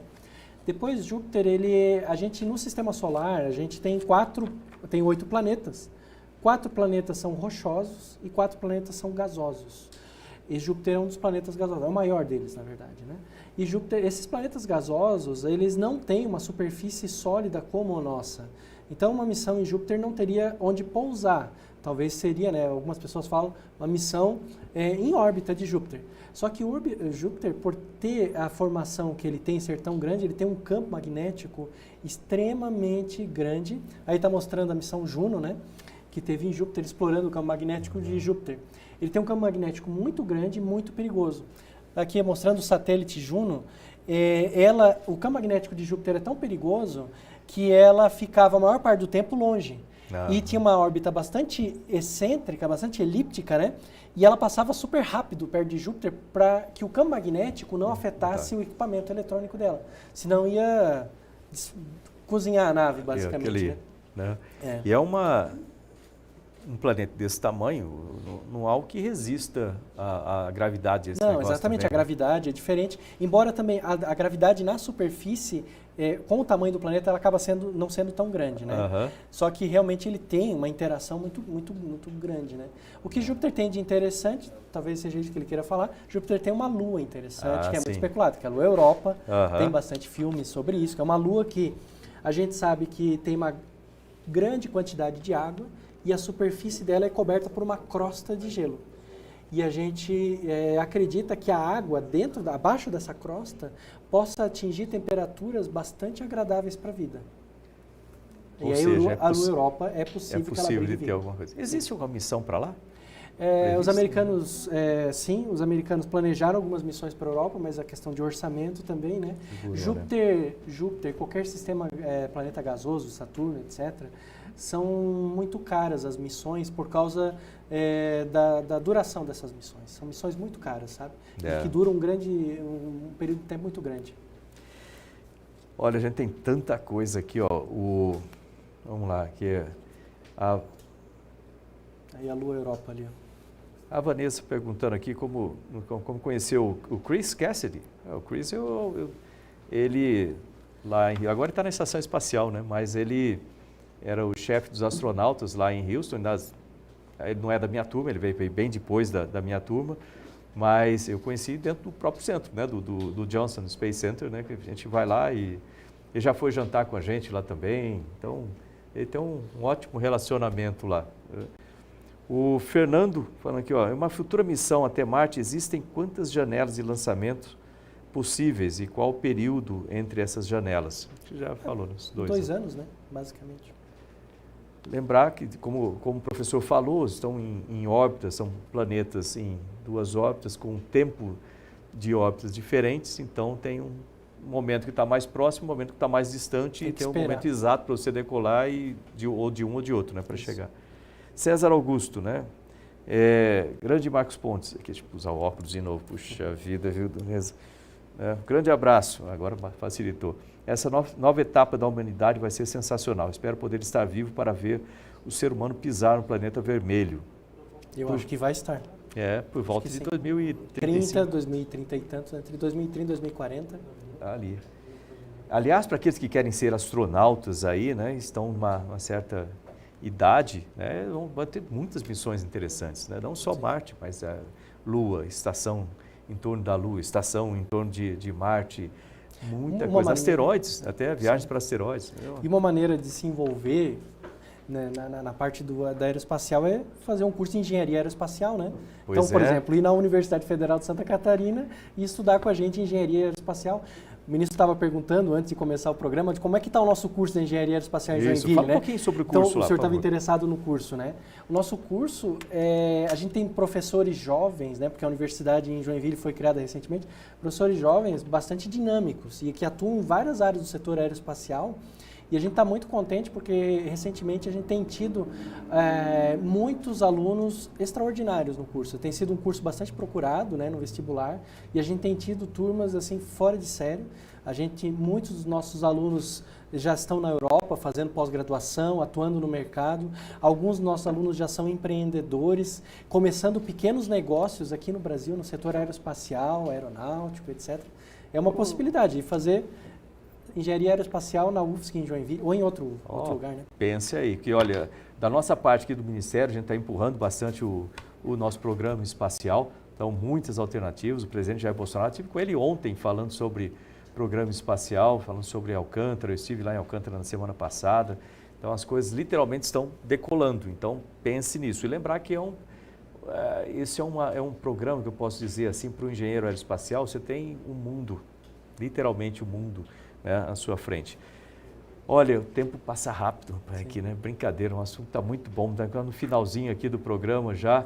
Bom, tá ali, ó. Eu contando a história do Programa Espacial Brasileiro. Que legal, eu conheço esses três aí, viu?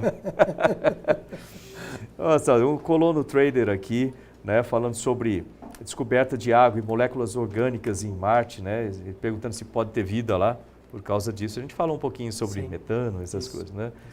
O Alexander Lucas, né, falando, boa noite, ministro, boa noite, Zabotti, né, qual o maior desafio para uma viagem a Marte? A gente falou também a parte, inclusive a logística, a infraestrutura, né, a professora Soraya Cardoso também, né, e ela mora em Recife, meu nome é Catarina Cardoso, né, e moro em Recife, tenho 11 anos, estou na 6ª série, tenho acompanhado o senhor desde o lançamento da SpaceX, meus pais dizem que o senhor é o melhor ministro de Ciência e Tecnologia do Brasil. Bom, obrigado. 11 anos. Se estudar, entendeu? Estude ciência, tecnologia, tem um mundo pela frente, né? Inclusive a área aeroespacial é um caminho aberto. E participe da OBA, né? Veja na sua escola, a Olimpíada Brasileira de Astronomia, Astronáutica, conhecer essa área de astronomia é uma coisa muito boa. O Tassi Alex, né? Boa noite, astronautas. Suas lives são sempre muito interessantes, legal. Fábio Teixeira, né, falando também da parceria público-privado para Marte. Basicamente esse é o caminho, né? Público-privado. Amanda Lázaro, né, obrigado pela mensagem. Vou ter que pular um pouco as mensagens, que eu tenho que passar aqui para o nosso verdadeiro ou falso nesse momento. O pessoal já está cobrando aqui, olha o tempo, né? Olha o tempo aqui. Então, agradecer aqui a Célia Gomes, né, o Ícaro Dória, a Tatinha 76, obrigado pelas mensagens. Marcelo Bernardi, parabéns, ministro, aqui também, obrigado. A Ana Lázaro, né, e perguntando sobre as rochas de Marte, acabou de falar de trazer rochas lá de analisar, Marte. Né? O Marco Zanck, né, e falando sobre a radiação na superfície também. O William Vale, né, é possível criar um campo magnético artificial ou reativar o campo de Marte? Não, reativar o campo de Marte não, mas se fala talvez uma blindagem, alguma coisa no espaço, em órbita, para blindar as partículas, né? Agora, criar um campo magnético do tamanho de um planeta, você precisa de recursos do tamanho de um planeta. Tá joia. Gente, eu quero agradecer aí o Michael Douglas também, o intérprete de Libras nosso, né, voluntário aqui, que nos permite falar com a comunidade surda. A Célia Gomes falando da atmosfera pouco densa, né, como seria uma vida em Marte. A gente falou disso também, né, ser algo mais... E por causa da gravidade também, algo mais esguio, né? O Marcos Alves, né, também obrigado pela mensagem. O Tiago Bombo, a Nicolas Lima, Marcelo Tutia, né? Obrigado aí pela mensagem. Qual seria o núcleo de Marte? Rocha, como a Terra, provavelmente rica em ferro e níquel, como aqui na Terra mesmo, só que menor, né? O planeta é menor, né? Menor, né? Muito bom ouvir ciência de quem entende. Tá aí, esse é o Jorge. Obrigado. Aqui, ó. Eliane Rossi, né, também, obrigado. Ela é de Santa Catarina, né, quer dizer que estão fazendo um ótimo trabalho. Obrigado, Eliane. Graças ao presidente aqui também, né? O presidente, graças ao nosso professor, que ela escreveu aqui, ó, Deus abençoe o nosso presidente. Eu li e falei outra coisa. A Mariosa, né, psicóloga, né, pergunta desde quando desejou ser um astronauta. Eu acho que desde criança que eu tinha esse sonho, viu? Então, outra mensagem do Ícaro aqui, da Tita Barreto, né, muito fã do trabalho, aí, pô, parabéns. A Martina, querido astronauta e ministro, tudo bom? Você acha que vale a pena o alto custo de uma viagem até Marte? Né? O tempo de viagem é um desafio, etc. Olha, deixa eu responder um pedaço. O custo da exploração espacial, ele é um custo alto, sem dúvida, mas é um investimento isso aí. Porque quando você fala em colocar qualquer coisa no espaço, quando você fala em explorar, tem tanto a área do conhecimento, lembra da missão do Ministério, que produzir conhecimento, produzir riquezas para o país, contribuir com a qualidade de vida. Uma missão espacial tem tudo isso, né? Tanto uma tripulada ou não tripulada, porque no momento que você desenvolve um equipamento, um rover desse para ir lá para Marte, uma das coisas é conhecimento, que você vai descobrir coisas sobre o planeta. E não pode nunca desprezar, né, a pesquisa básica. Como o nome diz, ela é básica, ela é feita como o alicerce da casa. Se você não tiver isso, você não constrói nada. Embora as pessoas às vezes não vejam isso, porque ele está embaixo da terra, né, o alicerce, mas sem ele a casa cai. Então, a pesquisa básica é a mesma coisa. Conhecimento é importante de todos os modos, em todas as áreas. Aí vem o que você vai fazer lá você tem as aplicações diretas, né, como um satélite que está utilizando aqui para fazer transmissão, vocês estão ouvindo aí provavelmente por algum satélite, está passando por algum satélite, ou para fazer previsão de meteorologia e etc. E aí você tem os spin-offs, né, que isso aí são outras coisas. Um programa desse, a quantidade de spin-offs são enormes. Sim, coisa que vai se desenvolvendo em paralelo ali, né? Você precisa, né? E outro lá, vamos ver, o Leonardo, né? Sempre interessantes os programas, o Matheus Ataíde, né? Não foram... Bom, ele pergunta por que não foram enviados seres humanos ainda para Marte, porque não temos a tecnologia ainda para isso. A gente vai chegar lá. O Avaquim, falando de...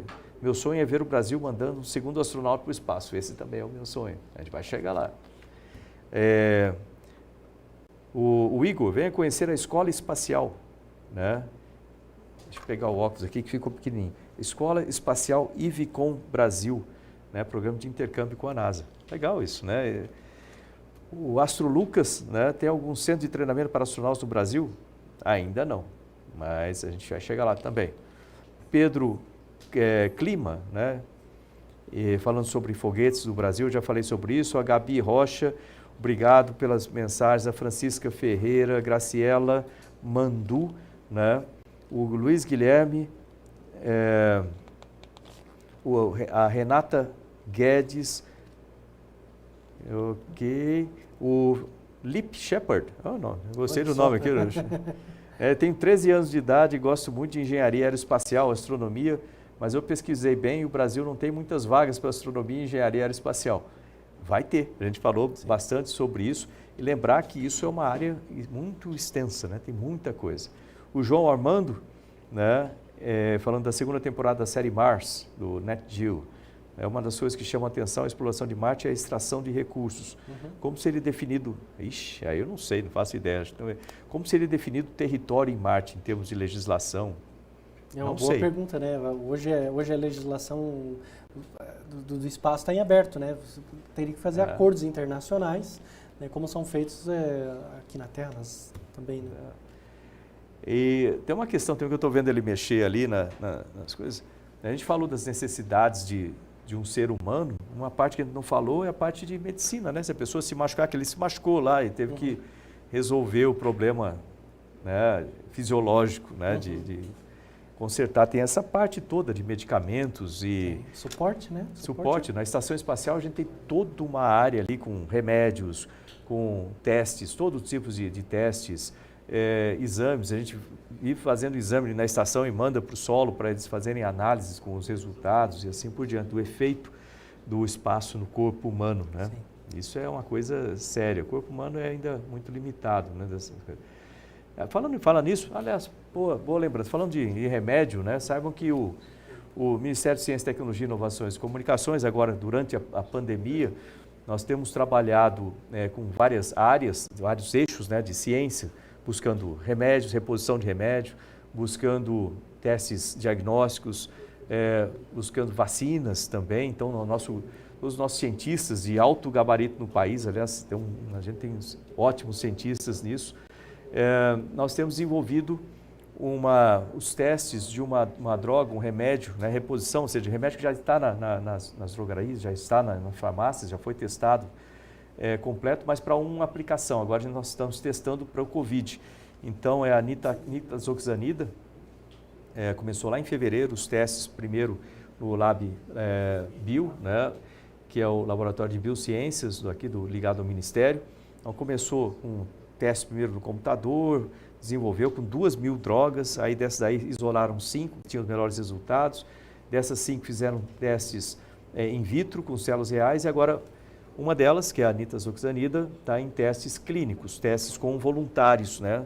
Porque às vezes funciona na parte in vitro com células, mas com o corpo inteiro as coisas podem ser diferentes. Mas os resultados têm sido bons e eu queria convidar aqueles que querem participar. Nós temos os testes clínicos abertos, tem aqui, aliás, tem esse hashtag, se puder levantar aí, 500 voluntários já, né? Se nós tivéssemos os 500 voluntários participando nesse instante, em 15 dias a gente tinha a resposta se o remédio funciona ou não para o Covid. E tendo essa resposta, a probabilidade maior é que funcione, nós já teríamos uma solução aí para essa pandemia aqui no Brasil. Mas por que o Brasil faz isso? Bom, nós temos um contato uma rede internacional de pesquisadores, várias pesquisas estão sendo feitas em vários países. Aqui no Brasil nós estamos fazendo com a nitazoxanida e é um remédio que não tem efeito colateral. A participação nos testes é voluntária, por isso são 500 voluntários já. E se quiser mais informação, entre aqui nesse e-mail, né, testesclinicos@mcetic.gov.br. Tem um formulário também naquele outro link ali em cima e ajude. Se você tiver os sintomas do Covid, for ao hospital, aliás, nós temos no site também uma lista dos hospitais participantes. Nós temos 2 protocolos, são protocolos de nível internacional que vão poder ser usados internacionalmente com todo o rigor científico. E uma vez que a gente consiga testar isso, essa coisa boa da ciência, a gente consegue dizer que funciona. Se você olhar no mcetic.gov.br, tem lá os dados como um todo. Nós vamos poder, através da Anvisa, né, a Anvisa faz a mudança da bula do remédio e a partir daí os médicos podem receitar esse remédio para o Covid. Isso muda a situação, né, da pandemia no Brasil. Então, hoje eu falei disso na reunião com o presidente Bolsonaro e outros ministros. Estou reforçando aqui, nós temos 2 protocolos. Um deles é para pessoas que já têm sintomas, como início com vidro fosco, vamos dizer assim, né, no pulmão, né, ou seja, já tem esses efeitos de pneumonia. E o outro, que nós começamos ontem, esse protocolo, não precisa ter nenhum tipo de sintoma, basta testar positivo no Covid. A gente quer testar se esse remédio ele baixa a carga viral. Então, também está aberto esses 2 protocolos. Aí, gente, uma dica aí para participar. Obrigado para a Simone aqui, né, falando sua pergunta. Desculpa, não vai dar para ler todas as perguntas, porque eu tenho que fazer ainda um sorteio e tenho que fazer, né, o nosso verdadeiro ou falso. Né? A Irene, obrigado. Luiz Guilherme, obrigado. O Lip Shepard aqui novamente, obrigado. Ana Frank, obrigado. Marcos Zanck, Ricardo Gutel, né? Israel Rodrigues, o Marcos Rocha, a Francisca Ferreira, o Luiz Fábio, a Fátima Oliveira, o Alex Cristofolini, né? O Rodson Moraes, o Alex Cristofolini aqui de novo, o Adam Robo, o André Storel e o Cláudio Damasio. Gente, estou com uma pilha aqui, você fala assim, puxa, ele não leu minha pergunta. Eu não li porque não deu tempo, mas o que tem aqui para frente? A gente vai fazer um sorteio, né? E vocês vão participar do sorteio, isso vai ser bom. Ele vai sortear, né? Mas vamos fazer um verdadeiro ou falso aqui primeiro, para terminar, ver se conseguiram guardar o que foi falado. Vamos começar aqui na primeira pergunta. Né? Eu pergunto, o professor responde aqui, né? Marte é conhecido como o planeta vermelho pela sua superfície avermelhada, né? Concentração de dióxido de ferro e a ferrugem está presente na poeira e nas rochas que cobrem a superfície do planeta. Isso é verdadeiro ou falso? Isso é verdadeiro. Isso que dá a cor vermelha dele. Verdadeiro. Exatamente. Próxima. Assim como a Terra, Marte possui estações do ano, relevo e contagem de dias, durando nele, né, esses dias, de 24 horas e 37 minutos, porém com duração do ano de 687 dias. Isso é verdadeiro ou falso? Verdadeiro também. Verdadeiro também, está aí. Marte possui água corrente e até neve. Por ter um ciclo hidrológico e atmosférico bem semelhante ao planeta Terra, é visto como um possível local para abrigar vidas humanas em um futuro próximo. Verdadeiro ou falso? Falso. Não dá não ainda é assim, água corrente, né? Água corrente não tem. Próximo. Marte é o segundo menor planeta do Sistema Solar, perdendo apenas para o planeta Mercúrio. Verdade. Verdade, está aí. Não existe mais Plutão, quer dizer, existe, mas não é mais planeta Plutão. Planeta não, né? Por conta das diferenças com o planeta Terra, a colonização de Marte é algo impossível de se pensar e realizar. É falso, né? Falso. É possível. Dá para pensar, dá para tentar. Próximo. Já se sabe que Marte teve condições de abrigar a vida microbiana em seu passado. Dados recentes indicam que o planeta pode já ter tido água o suficiente para dar origem à vida como conhecemos. Verdade, né? Ou seja, ele tem condições de abrigar. Sim. Até agora a gente não achou nada que... A gente não sabe se realmente abrigou, mas condições para poder abrigar a gente sabe que teve. Vamos lá, próximo aqui. O Curiosity foi o último rover enviado pela NASA a Marte. Verdadeiro. Tem um outro chegando, né? Próximo aí. Existem chances reais de se explorar Titã, que é considerado um planeta habitável? Não, é falso. Não, falso. É uma série de erros aqui, né? Não é nem planeta, né? Não é planeta. Quanto mais explorar, né? O Mars 2020, sucessor de Curiosity, será lançado em julho na estação da Força Aérea do Cabo Canaveral, na Flórida. Uma das principais missões do robô será buscar sinais de vida antiga em Marte. Verdadeiro, tá aí. Sempre existe essa curiosidade de saber, será que essa tem é a vida? grande pergunta. Não tem jeito, né? Estamos tem sozinhos? Jeito, né? Estamos sozinhos. Apesar de Marte possuir água, a mesma é muito instável, né? Com temperaturas muito baixas do planeta... Com temperaturas muito baixas do planeta, a água, em sua maioria, está na forma de gás na atmosfera ou na forma de gelo, misturados com o solo. Verdadeiro, principalmente gelo, né? Tá aí, gente. Olha, vamos fazer um sorteio, professora que vai sortear. Eu vou sortear alguns dos meus livros, dicas de passagens aqui são meus, do meu acervo pessoal, e é o presente não é o ministro, não é o ministério que está dando presente, é o astronauta que está dando presente para vocês, é a pessoa física aqui. Esse primeiro é o livro Caminhando com Gagarin, né, em que eu conto uma série de curiosidades a respeito do treinamento lá na Rússia e na estação espacial. Tem até aqui, como que faz para ir ao banheiro, né, no espaço, que é uma pergunta que todo mundo faz.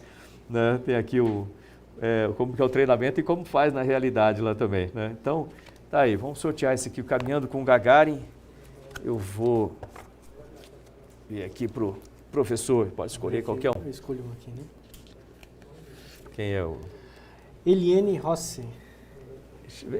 Eliane Rossi. Então tá bom, é de Santa Catarina, você escolheu bem aqui na cor. Posso levar para ela. Aqui, Eliane, é o seguinte, tem que mandar os seus dados, endereço, etc., para o e-mail batepapo@mcetic.gov.br. Então, batepapo@mcetic.gov.br para poder receber o livro aí. Manda para a gente os seus dados. Segundo, deixa eu mandar, esse aqui é para crianças, né? O Menino do Espaço. Ele conta toda a história da minha vida, lá desde o começo. Os desenhos são feitos porque fui eu que fiz. E esse é para crianças que estão lendo, né? Começaram a ler. Ou se o pai quiser contar a história, também pode. Né? Então, tá aí, um livro ilustrado. Professor, sorteia alguém aí. Gilcia Santana. Gilcia Santana, tá aqui, Gilza Santana. Então, olha, mandar os seus contatos. Aliás, não é Gilza, é Giba. Giba? É o Giba. É Giba Santana. Bom. Desculpa, é Giba Santana, tá? Então, mandar os seus detalhes, a pergunta que você fez, né?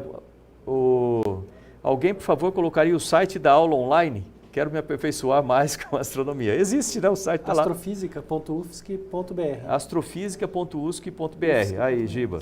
Ganhou um livro, né, certamente pode servir para o irmão mais novo, pode servir para o seu filho, se for o caso, se tiver filho e etc. Está aí, ó, Astrofísica para Todos ali o site, tá? Manda o seu contato, tá, o Giba? Agora eu vou sortear uma revista aqui. Essa revista fala sobre aqui o ministério, etc. Então, vamos ver. Vanessa Zorzi. A Vanessa Zorzi. Então, Vanessa, manda aí os seus dados também, tá? Esse aqui, deixa eu ver qual que eu sorteio primeiro, desses dois. Vou sortear esse aqui, ó. É Possível, é um dos meus livros também, presente meu, do meu acervo pessoal. Né? Esse aqui é um livro que eu junto gerenciamento de projetos e coaching. E eu conto uma série de coisas que aconteceram na minha vida, mas do ponto de vista de dicas, né? Para que você realize os seus sonhos também. Né? Então, tá aqui, ó. Vamos lá. Quem que ganha? É Possível. Como transformar seus sonhos em realidade? Ícaro Dória. Como? Ícaro Dória. Ícaro Dória. Ícaro Dória, tá aí. Ícaro ganhou um livro para realizar os seus sonhos, mas, né, vá com asas, asas que resistam à temperatura, né? Tá aí. Próximo aqui é o Missão Cumprida, é um livro meu também, que eu conto desde o comecinho lá, uma série de capítulos. Os capítulos são pequenos. Por que eu escrevi com capítulos pequenos? Porque eu tenho um toquezinho que eu não consigo parar quando eu estou lendo um livro no meio de um capítulo. Então tem que ir até o final do capítulo. Então esse aqui facilita para ler também. No meio dele tem uma série de fotos aí da missão espacial, né? E tá aí, eu conto a história inteirinha, presente meu, né? Do pessoa física, astronauta aqui, para você, professor, sorteia.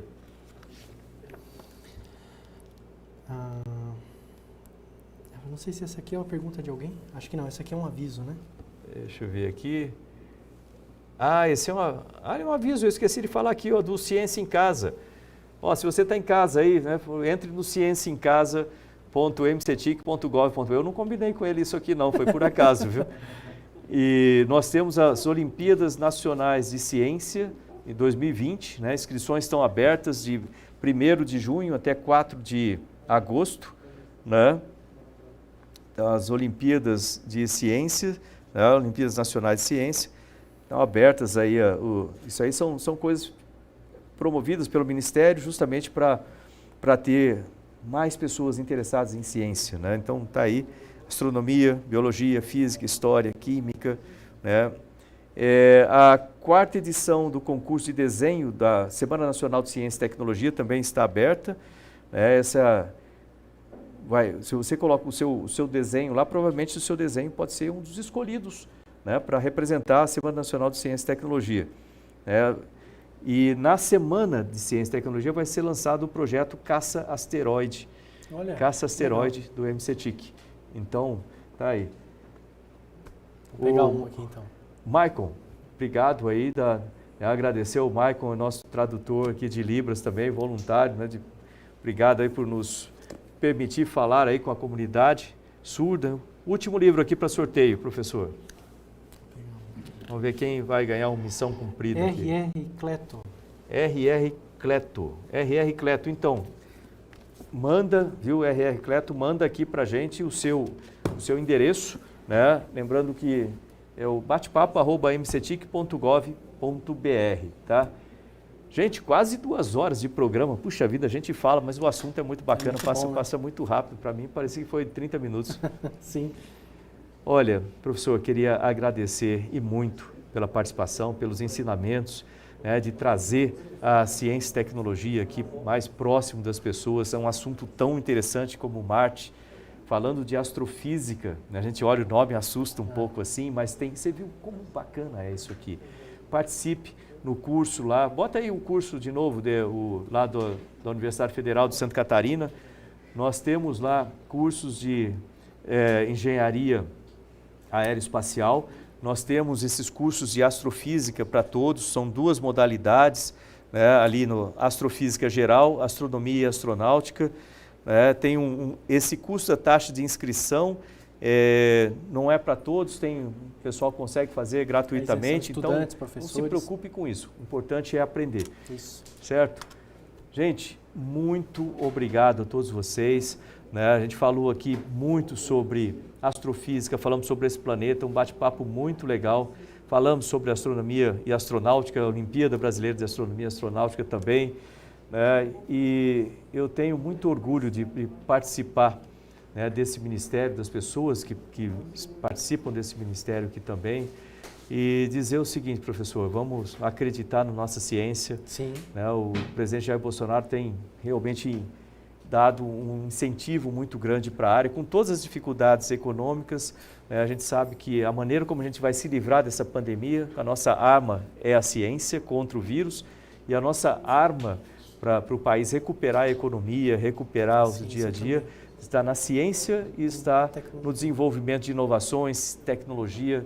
Lembrar que recursos para a ciência e tecnologia não são gastos, são investimentos com retorno rápido, retorno alto, e isso é que todos os países envolvidos fizeram. Então, gente, muito obrigado a sua participação, a todos, obrigado ao Maicon Douglas, nosso intérprete de Libras, obrigado pela sua audiência aí durante 2 horas, aguentou a gente aqui falando, o assunto devia estar bom, E é isso, gente, vejo vocês na próxima semana, no próximo Ciência e Tecnologia no Dia a Dia, terça-feira, às 19h30, certo? Gente, obrigado aí, sucesso a todos, boa semana. Professor, últimas considerações. Muito obrigado, ministro, pelo convite. Eu fico muito feliz de poder estar aqui no Ministério, falando de ciência, ensinando ciência, que é o que eu mais gosto de fazer na vida. É isso aí, gente. Vejo vocês semana que vem. Tchau, tchau.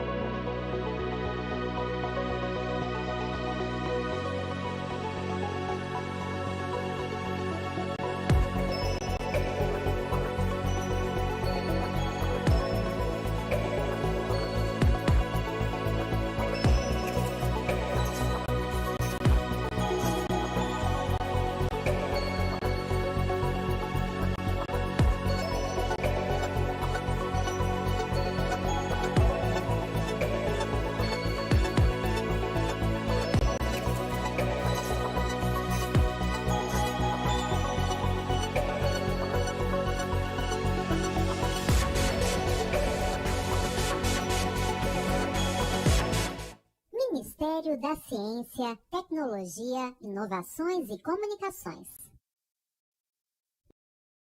Ministro Marcos Pontes. Governo Federal. Pátria Amada Brasil.